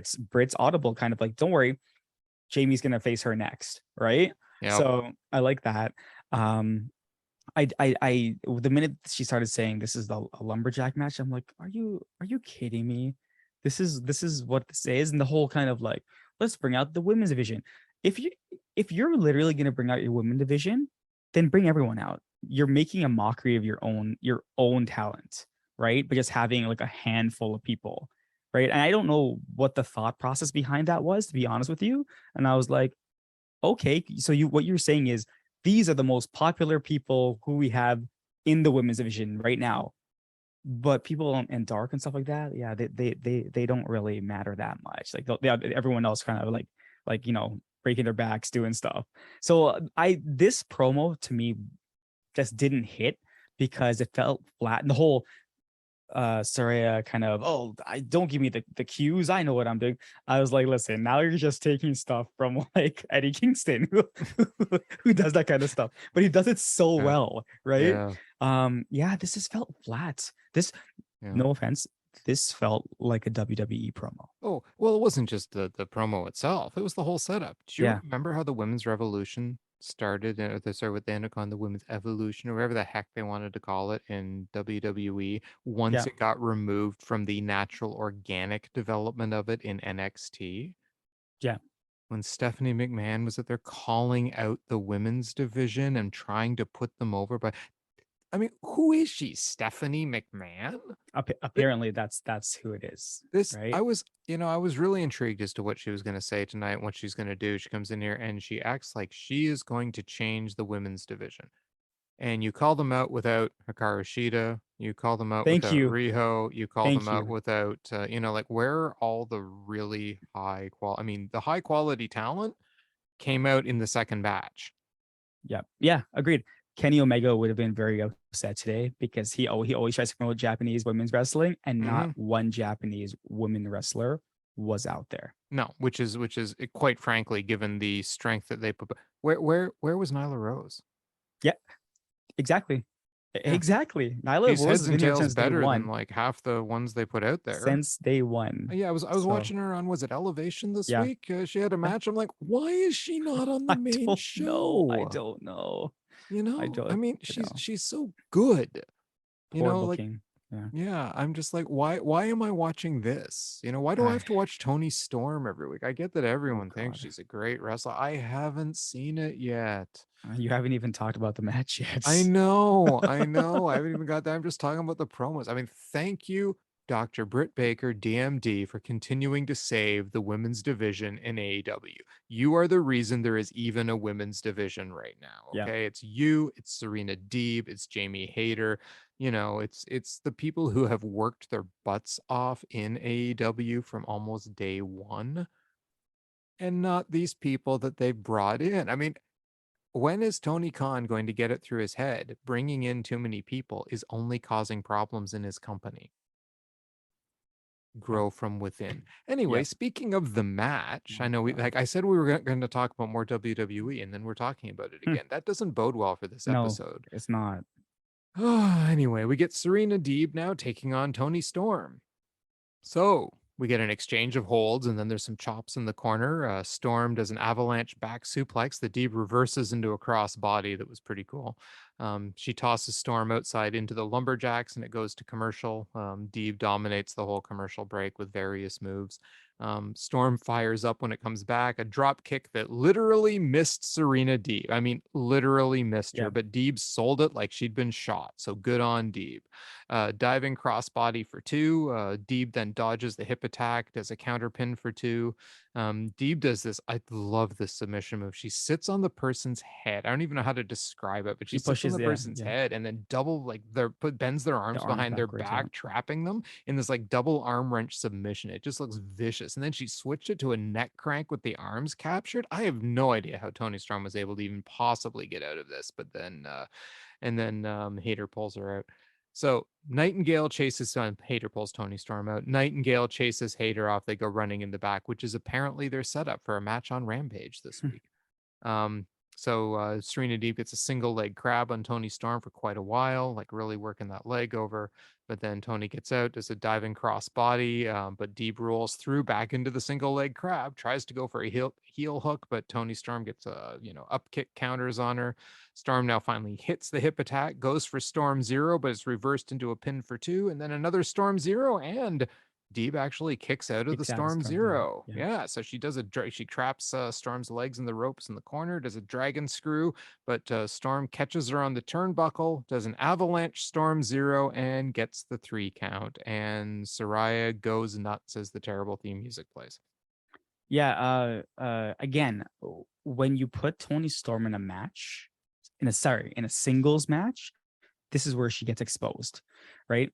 And you see Sereena Deeb trying her hardest to work with her, right? And you see how technical Sereena Deeb is, basically like the Bret the Hitman Bret the Hitman Hart of the female division, or of females in general. I've never seen another woman wrestle like Sereena Deeb does, right? The way she does those like dragon screws to the legs, it looks like she's destroying people's legs, Oh, right? yeah. So that was cool. That one spot where they went up to the top rope and they did almost like it was like a body press where Sereena Deeb fell on Toni Storm. I'm like, that looked like a botch. Like it just everything looks so slow that you're like, are they messing this up or is that how that's supposed to look? The avalanche Storm Zero though. Now that one looked dangerous. I was like, holy! I'm like, please don't do this. Please don't do this. Please don't do this. And they did it. and it Yeah. looked crazy. That was like the best move that I saw the Yeah. entire night. Yeah. And sorry, from this match. And I again, this match could have been great, and it was just okay, Hmm. at Right. best, okay, right? Just how slow it was. You add lumberjacks for no apparent reason. Um, Again, you have your world champion exposed, and I like to point out one thing: when they announced it's for the world championship, and Toni Storm raised up her arm with the belt, there was like silence in the audience, Hmm. right? Tell me, Tony Khan, you're not seeing this. How are you not seeing this? Right? Like you're a guy who's all about the next best thing and it's what the fans want. The fans want this. I don't hear the fans cheering that much for Tony Storm. No, no, there are cheers, but they're not very loud, and they're certainly No. not as loud as the Jamie Hayter chant we Yes. got, Yep. or the cheer when Britt Baker comes out when she Mm-hmm. says DMD and the entire audience is following along with her. It's very clear who the audience likes. It's Yeah. very clear who the audience wants. Now listen, I don't always agree with the audience's point of view, as we all well know, Yeah. but in this case, I do. Yeah. Because I have yet to see Toni Storm put on anything other than a 5 moves of doom match, and that's about it. I mean, I don't know which spot you were referring to, because when they did the back body drop off the top and it went into a cross body, that looked pretty clean to me. But I was there felt another move I missed? you know what it is. It's not that it like it didn't look clean. It Mhm. looked like it was very slow, right? That's true. So when it happened, you're kind of like, you spent a lot of time up there. What's happening here, right? And that's okay. So it like, kind of looked like he just fell, and I was like, Hmm. I guess that's supposed to be what it looks like. It just didn't look right, and that's the only thing Oh, I okay. can take Oh, out of okay. that. I see what you're saying. I see. Yeah, Yeah. it was a fairly slow pace match, and I just, like I said before we started this, I despise lumberjack matches. I've never seen a good lumberjack match. It's like you give me a lumberjack match, you immediately knock 2 stars off the match just because there are lumberjacks at ringside, because Yeah. they're dumb. It is the stupidest gimmick ever. And for someone to come in and go, "Yeah, I'm gonna spice this up. I'm gonna make it a lumberjack match." Why? Why? Yeah. Why? Yeah. You're Ugh. ruining the division. That's It all. it it really And Bill, is. as we say, we look for the elite, Hmm. right? This is like, we listen. We have nothing against Toni Storm. I think she is a great athlete. Yep. I'm saying that, but in the ring, when we're comparing, elite status like matches, and we are looking for elite status in the women's division, so it's not Hmm. like Oh, we're attacking the absolutely. women division here. It's just she's just not up to par with the elite women wrestlers they Oh have, no. Well, like Sereena Deeb. like Like Sereena Deeb. exactly. In the beginning, I said during the preview, this match was probably not going to be great, right? Sereena Deeb was going to have carry Toni Storm. And the problem with the match was, and I went through it in detail, how Sereena Deeb does not have a hope in hell of winning this match. And that is truly unfortunate, Yeah, because they're not going to. Tony Khan has a love affair going with Toni Storm. I don't. And But it's not. I, It's not. But it's not only Tony. It's not only Tony Khan. mhm. Every wrestling podcast or show that I watch, everyone is just saying how great Tony Storm is, and I'm always like, I don't. What am I not seeing? Yeah, What don't I understand? I'm with you. I mean, I'm with you 100%. I don't get it. It's like you and I are watching a totally different wrestling show every time Tony Storm's on. I don't understand. I'm Basically, watching, I'm going, botch, slow, same 3 moves. Why are you considered good and your theme music is bad? I yeah, don't everything. get it. Everything about her is bad. Her Yeah. promos aren't Oh my good. god. It's like, Yeah. can we please have someone who is worthy of that belt hold the belt? Someone who's proven themselves, with their blood, sweat, and tears. Someone who has stuck their Even if neck out for Nyla the Rose company. had it right now, I'd be like, Mhm. yeah, Nyla Rose deserved it. Of course. Yeah. She worked her butt off, and she's a good wrestler. Yeah. Yeah, I know. So yeah, Like Hikaru Shida deserves the belt more than Toni hundred Storm. percent, hundred Like percent. there's so many women in the back that are just like I'd rather see Chris Statlander as the champion, I'd rather see Like there's Athena as the champion right yeah, now. yeah, sure. I mean, Right? I mean, I'm not the world's biggest Athena fan right now either, but yeah, sure. I think she's a better wrestler than Toni yeah, Storm. So that's at least, even though she, broke Britt Baker's. broke Brit's nose. Yeah. Anyway, speaking of homegrown talent, we go backstage with the Acclaimed. yo, listen, they have the belts. And Billy Gunn says next week they're having the National Pass the Scissors Please Day next week Bring all your signs. because almost everyone loves the Acclaimed. I have to put the almost in because not everyone loves the Acclaimed. They're having an open contract next week, though. So, someone is going to fight the Acclaimed, and it is National Scissor Me Day or whatever the heck he's calling it. So Keith Lee comes in and he goes, Swerve isn't here tonight because he's exceptionally disgruntled. But Billy Gunn, you got involved in the match. Boys, you got carried. Good Mm-hmm. luck. And Billy says, tell Swerve I have 2 words for him. Can you please pass me a pair of scissors? He said scissor me, but yes. Yeah, no, I this promo it did what it needed to do, because yeah, at first I went backstage, I'm like, okay, I'm not really enjoying this promo, whatever, same, like I really do like the Acclaim, but I'm like, I like when they're against people. So I really loved it when Keith Lee came on scene, and it was like, Swerve's at home, he's a little disgruntled, and after watching the match, I understand why he's that way, Mm-hmm. right? And I just love the subtle voice. You got carried, right? Yep. And that's it, right? So I'm like, Mm-hmm. oh, planting the seeds, right? Yep. Of doubt. So like they won, but did they earn it, kind of thing, right? Right, exactly. And we Which called it last week. We we did. We said, did. hey, that's very heel-esque, right? So You you know what was know, funny too? All the commentary I heard on that match from like other podcasts and stuff during the week last week, none of them pointed that out as a bad finish. They just kept talking about how awesome it was the no. Acclaimed had the belts. I'm like, wait a second, did no one notice that Billy Gunn had to win the match for them? Like, why is that a good thing? Yay? Yeah, I don't I don't I know. I don't understand. Anyway, Keith Lee, Swerve Strickland, you knew what we were talking about. You understand. So And just that's before great. you continue, Bill, I'm not sure Yep. if you shared the amazing news that happened with the Source Strickland and my tweet that I sent out to him last week. That's true. He But he he did in fact acknowledge the sweet, fact that yeah, it, I tweeted Swerve and I said that he's become one of my favorite wrestlers, period, on the same Mhm. level as Kenny Omega and Will Ospreay, and he liked my tweets. So He like did. I did fanboy out a little bit, but Yeah, that's okay. That is acceptable fanboying because it's true. He is extremely good and oh, has won so both of good, us over. so So good. so yes, good point. And I can't wait to see him back next week. Yep. And then we have in the back there's a throwdown argument, not really a throwdown, but there's an argument going on between members of the Andrade family office. We have Private Party arguing with Butcher and Blade, and Andrade breaks them up and says, "Remember, I'm your boss." And he tells Jose to talk to Private Party, and Jose tells them to shape up or ship out, and he wanders off with Andrade. And if you guys missed it on Rampage during the Battle Royal, Private Party and Matt Hardy kind of had a makeup and they hugged in the ring together and they were helping each other out. And then all 3 of them got eliminated practically in succession at that point. But Mm-hmm. at least they had their moment. So Matt shows up in the back here and he says, I'm sorry you guys are in this situation, but last week it felt right. We are connected. Andrade is worse for you than Big Money Matt. So get out of your deal. I'll be waiting. This time we'll do it right.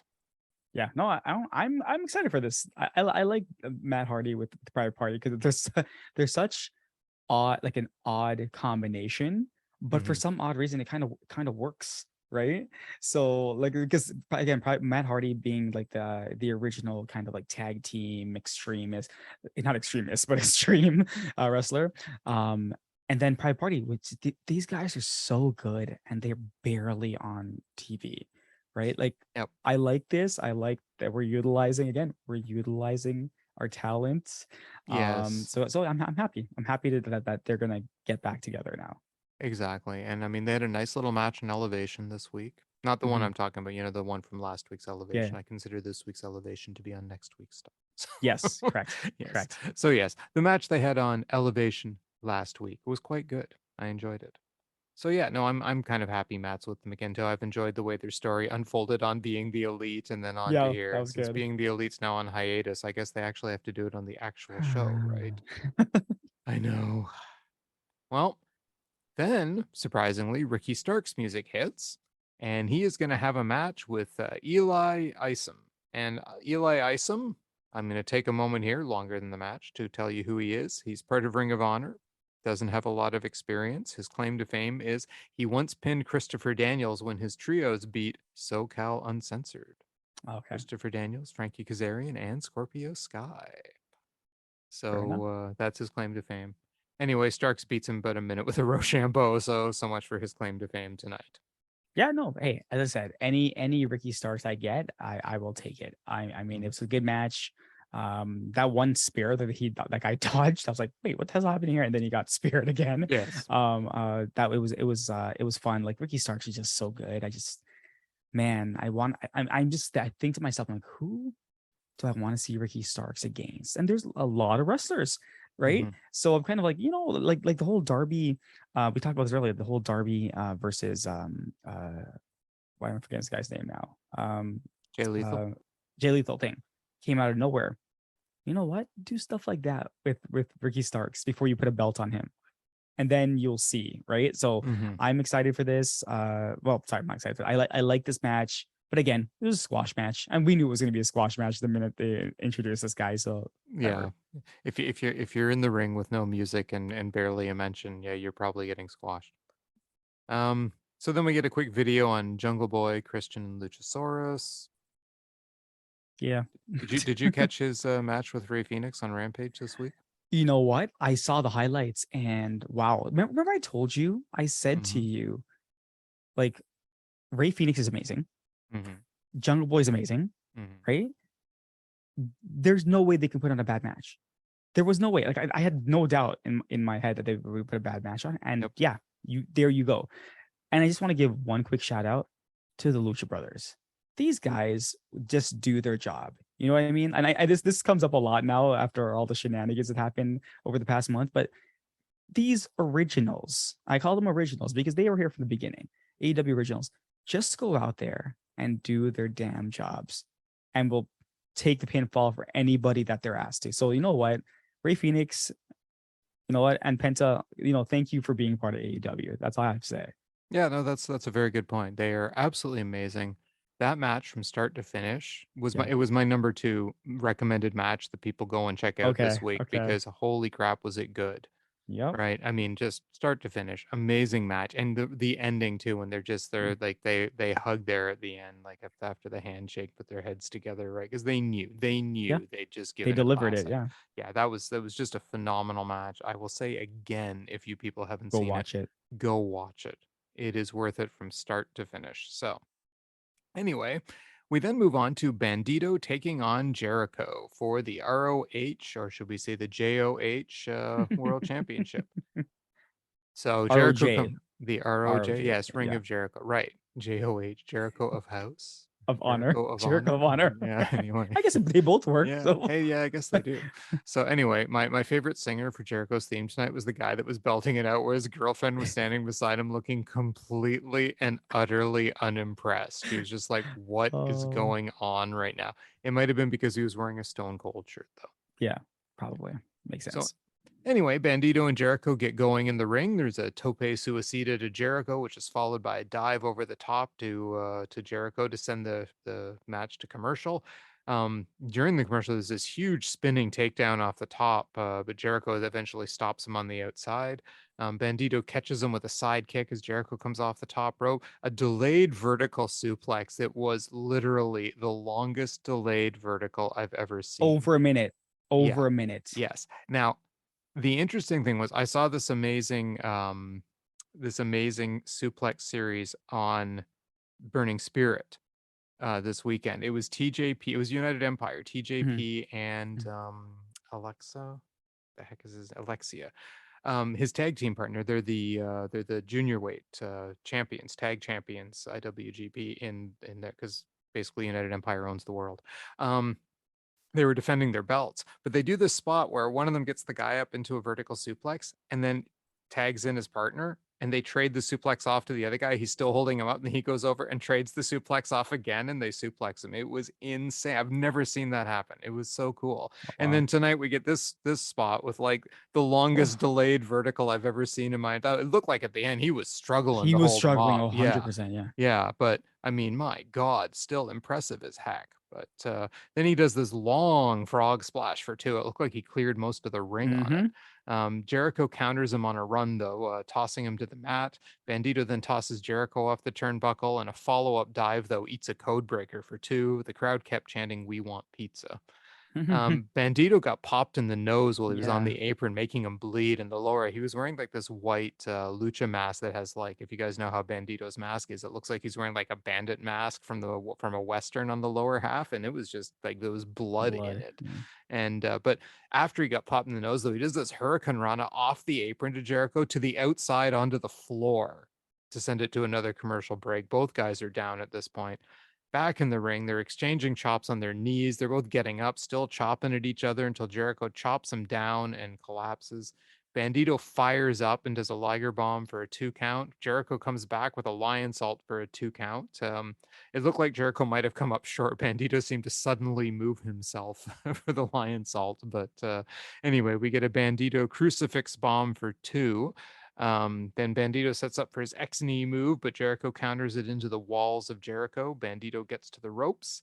He catches Jericho on the ropes, though, with the Gamagiri, a moonsault fall-away style slam for a huge near fall. I mean, that moonsault fall-away slam just looked nuts. He came off the top with it, spun Jericho around, slammed him down. It was great. Then he hit his X-knee and then the 21 plex, which is one of his finishers, for a 2 count. Jericho pokes him in the eye, though, and turns the mask, but with the inside cradle he puts on him, only gets a 2 count, but then Jericho cinches the lion tamer on him. Bandido's got nowhere to go, and he taps out. Yeah.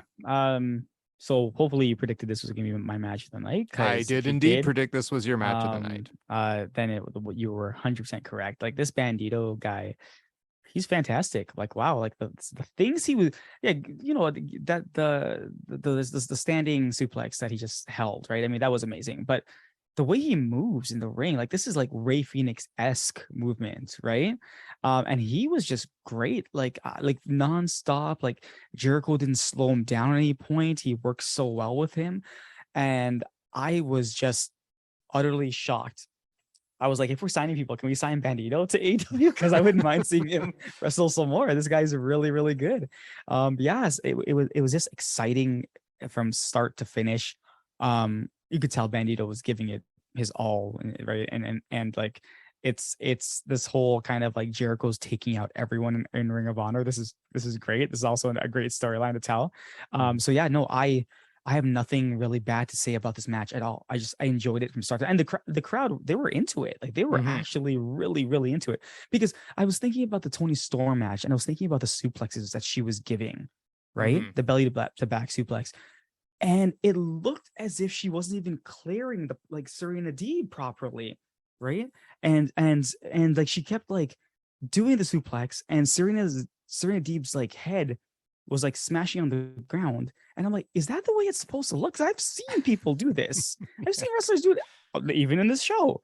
It didn't look like that, right? So just watching two like, I guess experts in the ring, right? Like, I mean, Jericho, you got to give him credit as well, because like this guy's like in his 50s and this is what he's still doing.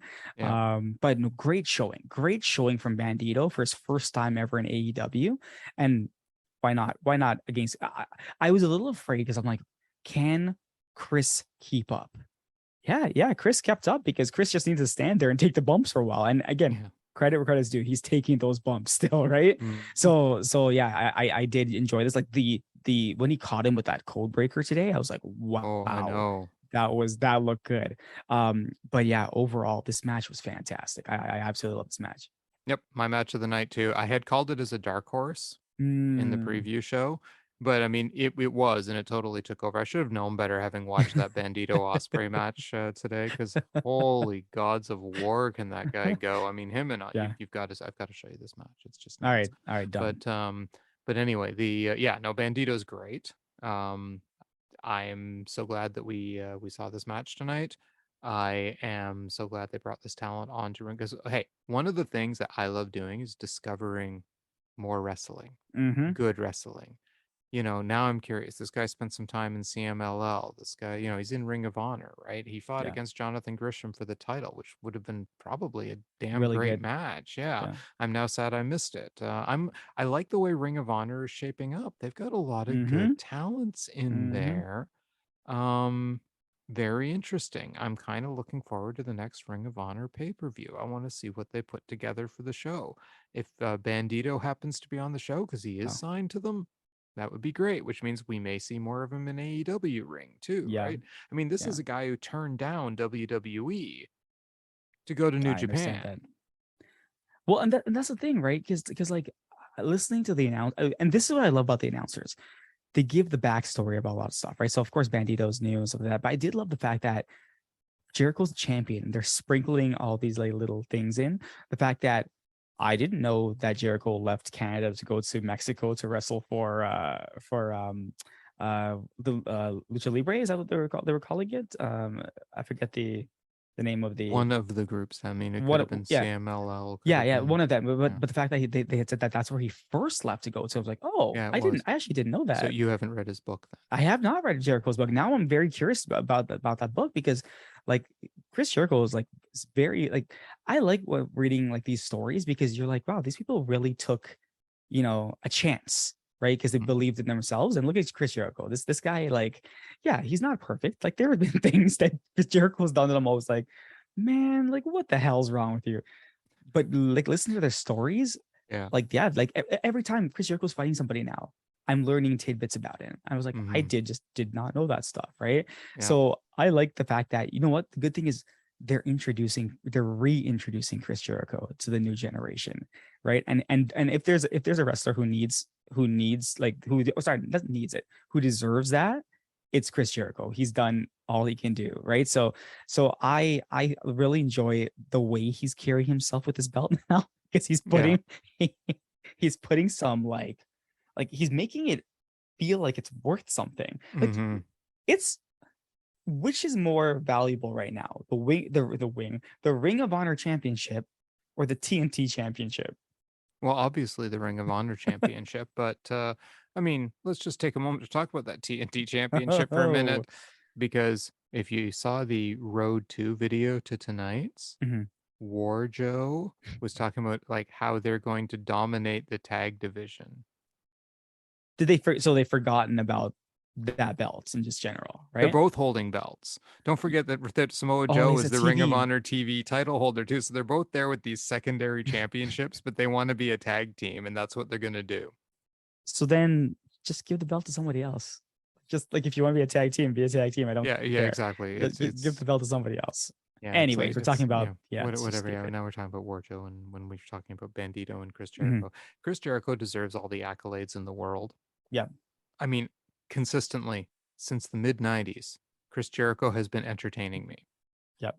The one bright spot that you had in some of those moments, even during the worst. And listen, people, I don't like the Attitude Era. If someone tries to tell me the Attitude Era was the pinnacle of wrestling, you probably don't even watch wrestling anymore. No, Or if you do, definitely. you're like pining for the days and hoping they bring back every Attitude Era guy to every Oh WWE pay per view. no. Anyway, sorry, that's one of my pet peeves, and it's kind of a rant of mine. So I'm going to return to real wrestling now. Chris Jericho has entertained me for decades, literally every gimmick the guy comes up with. His man in the suit gimmick was so funny.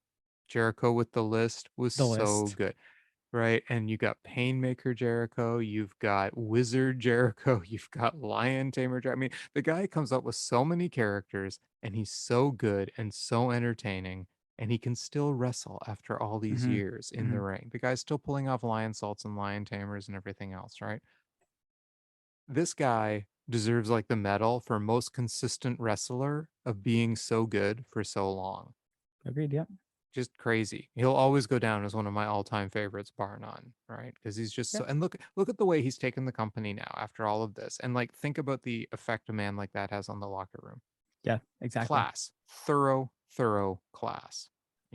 I've never heard anyone say a bad thing about Chris Jericho, except for people like Triple H. So other than that, you really need to read it. He has three I books or do. four I books feel like I actually, do need but to read his the books. first Yeah. one is by far the best. Okay. Yeah, and it deals with his early career, which he has a lot of stories. They're quite good. Anyway, yeah, my match of the night too, 100%. Great match, loved it. At the end, he cuts the music, And he says, the Ring of Jericho era has begun. I'm changing what Ring of Honor is. I'm desecrating its legacy. I'm destroying its legacy. He's going to destroy every great champion of history. October 12th, he's challenging Bryan Danielson in Toronto. He's going to destroy, though they're coming to Toronto. Are they? I don't know. I don't know. There weren't any tickets. Nope. He's going to destroy all things Ring of Honor. He goes through this list of everything he's going to destroy in Ring of Honor, including the ring announcer. So he takes down the ring announcer. Excalibur is disgusted, and the show goes off the air. This is great. This is great. This is exactly what we wanted. We wanted this Chris Jericho to ruin Ring of Honor. So who's going to save Ring of Honor? I'm going to tell you that I don't think Chris Jericho is not losing in Toronto. Let's get one thing straight here. Chris Jericho ain't losing against Bryan Danielson in Toronto. Do you build up the Garcia feud to the point where Garcia is the one that takes down Jericho for the belt and restores the honor to Ring of Honor? That's a great story right there, right? So absolutely. let's see what happens. And AEW is smart about these long-term storytelling. So I am there for it. Chris Jericho's doing his job, and I'm happy to see the direction. Like I'm interested in Ring of Honor now. Like what? Yeah. I didn't think that was gonna happen, but I am. Yes, exactly. That's because it's potentially quite good. So that was Dynamite tonight. What did you think overall? Any of it hit the Omega level? Well, I don't think anything hit the Omega level tonight. But I do give credit to Bandido, who, wow, like I put him up against Kenny Omega. I want to see what's gonna happen there because, geez, what I saw tonight, this guy's got some moves. So I'm really happy that I know who he is.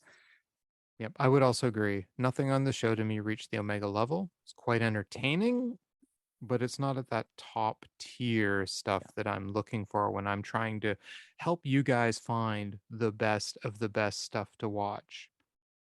Speaking of best of the best, I want to tell you a little bit about the Will Ospreay David Finlay match on the weekend, which by the way was my #1 recommended match on the pre-show. I'm just going to read something because I wanted your raw reaction on the show. Okay. First of all, he came out to a Jumbotron that had all of his accolades on it. You're talking about Will or Will. Will Ospreay came out and it had all of the things he had won in New Japan on the Jumbotron. It just went on and on and on before he came out. Okay. I found that very interesting as part of his entrance. And just as he's coming out, Chris Charlton, one of the English announcers, says, there were people all over the world who had already made up their mind about who Will Ospreay is, who saw a few GIFs and a few social media tweets and immediately made up their mind about who Will Ospreay is. That video package we just saw, a constant reminder that Will Ospreay has defied all those expectations. He doesn't care about what those people think. Frankly, I don't think he cares about what David Finlay thinks. What Will Ospreay cares about is the two men he has never beaten. One, the G1 Climax winner. The other, sitting paid at home on a suspension right now. Oh, they've acknowledged it, eh? Oh my goodness! All right. Yep, that was on the Burning Spirit show. The right before the Will Ospreay match. Wow. Could you imagine? Because we know we're gonna get a Kenny Omega Will Ospreay match eventually. It's gonna happen. But a 3-way between Kenny, Will, and Okada, like I don't even know where to go with this, because it's funny because like I love the fact that Kenny Omega has kind of helped Will Ospreay come out of his, I wouldn't even call it a shell, because I don't really know Will Ospreay outside of Aussie Open, right? Or not Aussie Open, the United Empire, right? Right. And what I've seen when he first invaded AEW, he's pretty awesome since that day. I don't see what people like are saying about him.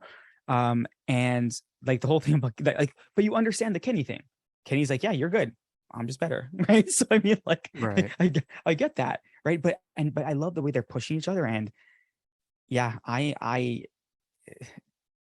the dream will come true. The dream match is going to happen, and I love that they're poking at it now, because I have a feeling things like this entire thing is going to be resolved very shortly. I have a very good feeling about that, because Kenny had a video. I don't know if you talked about it earlier today. No, I that did came not. out where it was a response to CM Punk Oh his yeah, oh, I thing, completely missed and that. it wasn't. He didn't say anything. All it was he was at a cash register, and Mm-hmm. he was doing this at a cash register, and Target flashed up on the screen, Yeah, and he was pretending to like steal money, and I'm like, oh. This is a shot at these guys couldn't even manage a Target, right? So I'm like, oh, I oh, was like, okay, all right. You know, he hadn't posted anything before. And he posted that. So I'm like, I have a feeling things are getting resolved, right? Which we know yeah, that they are.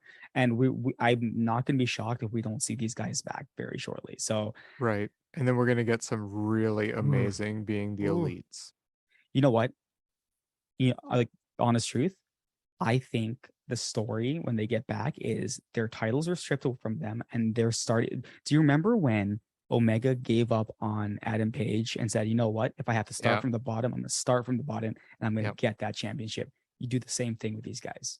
yep, Do the same thing. Have them work their way up until they're the number one, like, yeah. people of the challenge for the belts, Mm-hmm. and then it's theirs, right? Yep. So I'm excited. I like the whole Will Ospreay thing.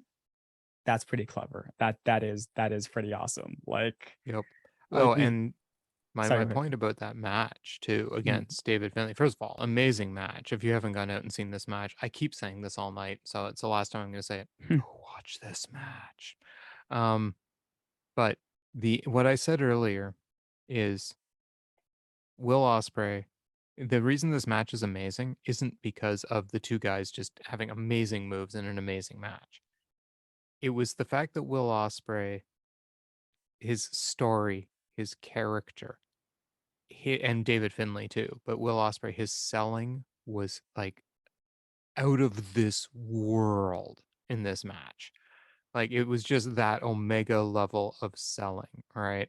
I mean, Mhm. he took a shillelagh to the hand on a table. I think it was Yeah. on top of a table. And the manager was like, "Oh my god, he broke his hand," and Finley was just screaming in pain. Or not Oh wow. Finley, Osprey was Oh, just Ospreay. screaming in pain. And it wasn't like they called Jeff Cobb, the big guy Yeah, in yeah. United Empire, and to snap his finger back in place, like it was Oh just and shit. Osprey just screaming, and he sold this hand like a champ for the rest of the match. Like they taped it up, and he was like screaming as they're taping it up at ringside and stuff. It was just next level selling. It was so good because that was the moment where Finland was able to turn the match around and dominated Osprey for a long time in this match, right? It was a long, nearly 30-minute match, right? Mhm. So, yeah, just it was that level. It wasn't just the moves, it wasn't just all the crazy stuff these Story. two guys pulled off.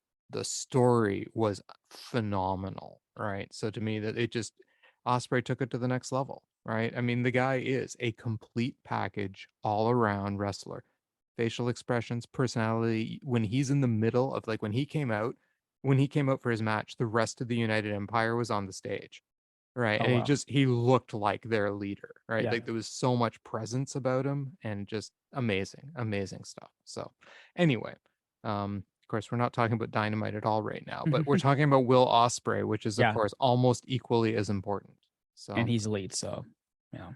exactly, he is very much so. So, but that is the end of our show tonight. And do you have a thought or a phrase that would summarize the evening? I have I have a thought that I'm not sure if you touched up on again in pre-show, Mhm. but I just want to say again, I'm rooting for the House of Black. I'm not going to stop rooting for the House of Black, and I'm glad that Malachi, Tommy, and came out just yesterday, day before, Mhm. with a little video explaining that things have happened, then he needs to take time away, but he's coming back to AEW. That's all I needed to hear. And he said, "Don't believe the dirt sheets." So I don't know, but he's like, there are a lot of untrue things being thrown around, and he never once thought he was not going to go back to AEW. But who knows? Who knows? I'm gonna believe what Malachi says because it's coming directly from him. And yeah, I'm just happy he's getting better. So that actually made my week, I'm gonna say, like just hearing that Malachi was getting better and the fact that he wants to come back to AEW. What I didn't like was the fact that he was getting death threats, and I was like, "What?" I was so confused, and I was like, "People, like, come on, right? Yeah. Like, get a life, like, come on, like, well, you're gonna really send death threats to, of all people, Malachi Black, because as we are talking about earlier today, spots where people are holding the other person up in a suplex position, you're like the other match, they were handing the person off to each other. Mhm. Yeah, but in the House of Black, when they did that move with Brody King, where Malachi does a suplex and throws the guy to the King, I'm like, Mhm. yo, that's pretty awesome. So Yes. Malachi, so I stand behind Malachi Black. That's all I'm gonna Yes. say. Good one. Good one. And I agree with you completely. I'll let you hear what I said later. I actually didn't go on too long about it. I took a slightly different take and a slightly different point because I wanted to make a point about news and news coverage. And that's the direction I took it in. So you'll hear it, and I think you'll agree with me. My point, my phrase that summarizes tonight, I'm going to steal from you for a minute. Ooh. Whose house? Not Saraya's house. It's Swerve's house, Swerve. Saraya. Swerve's house. That's all you need to know. Swerve's house. Not Saraya. Swerve. Well said. Well said. And with that, I think we've jabbered at you guys long enough tonight. So as the great one always says, and we'll say again in AEW just now, Yes. good night, everybody, and goodbye. Bang. Good night, everyone.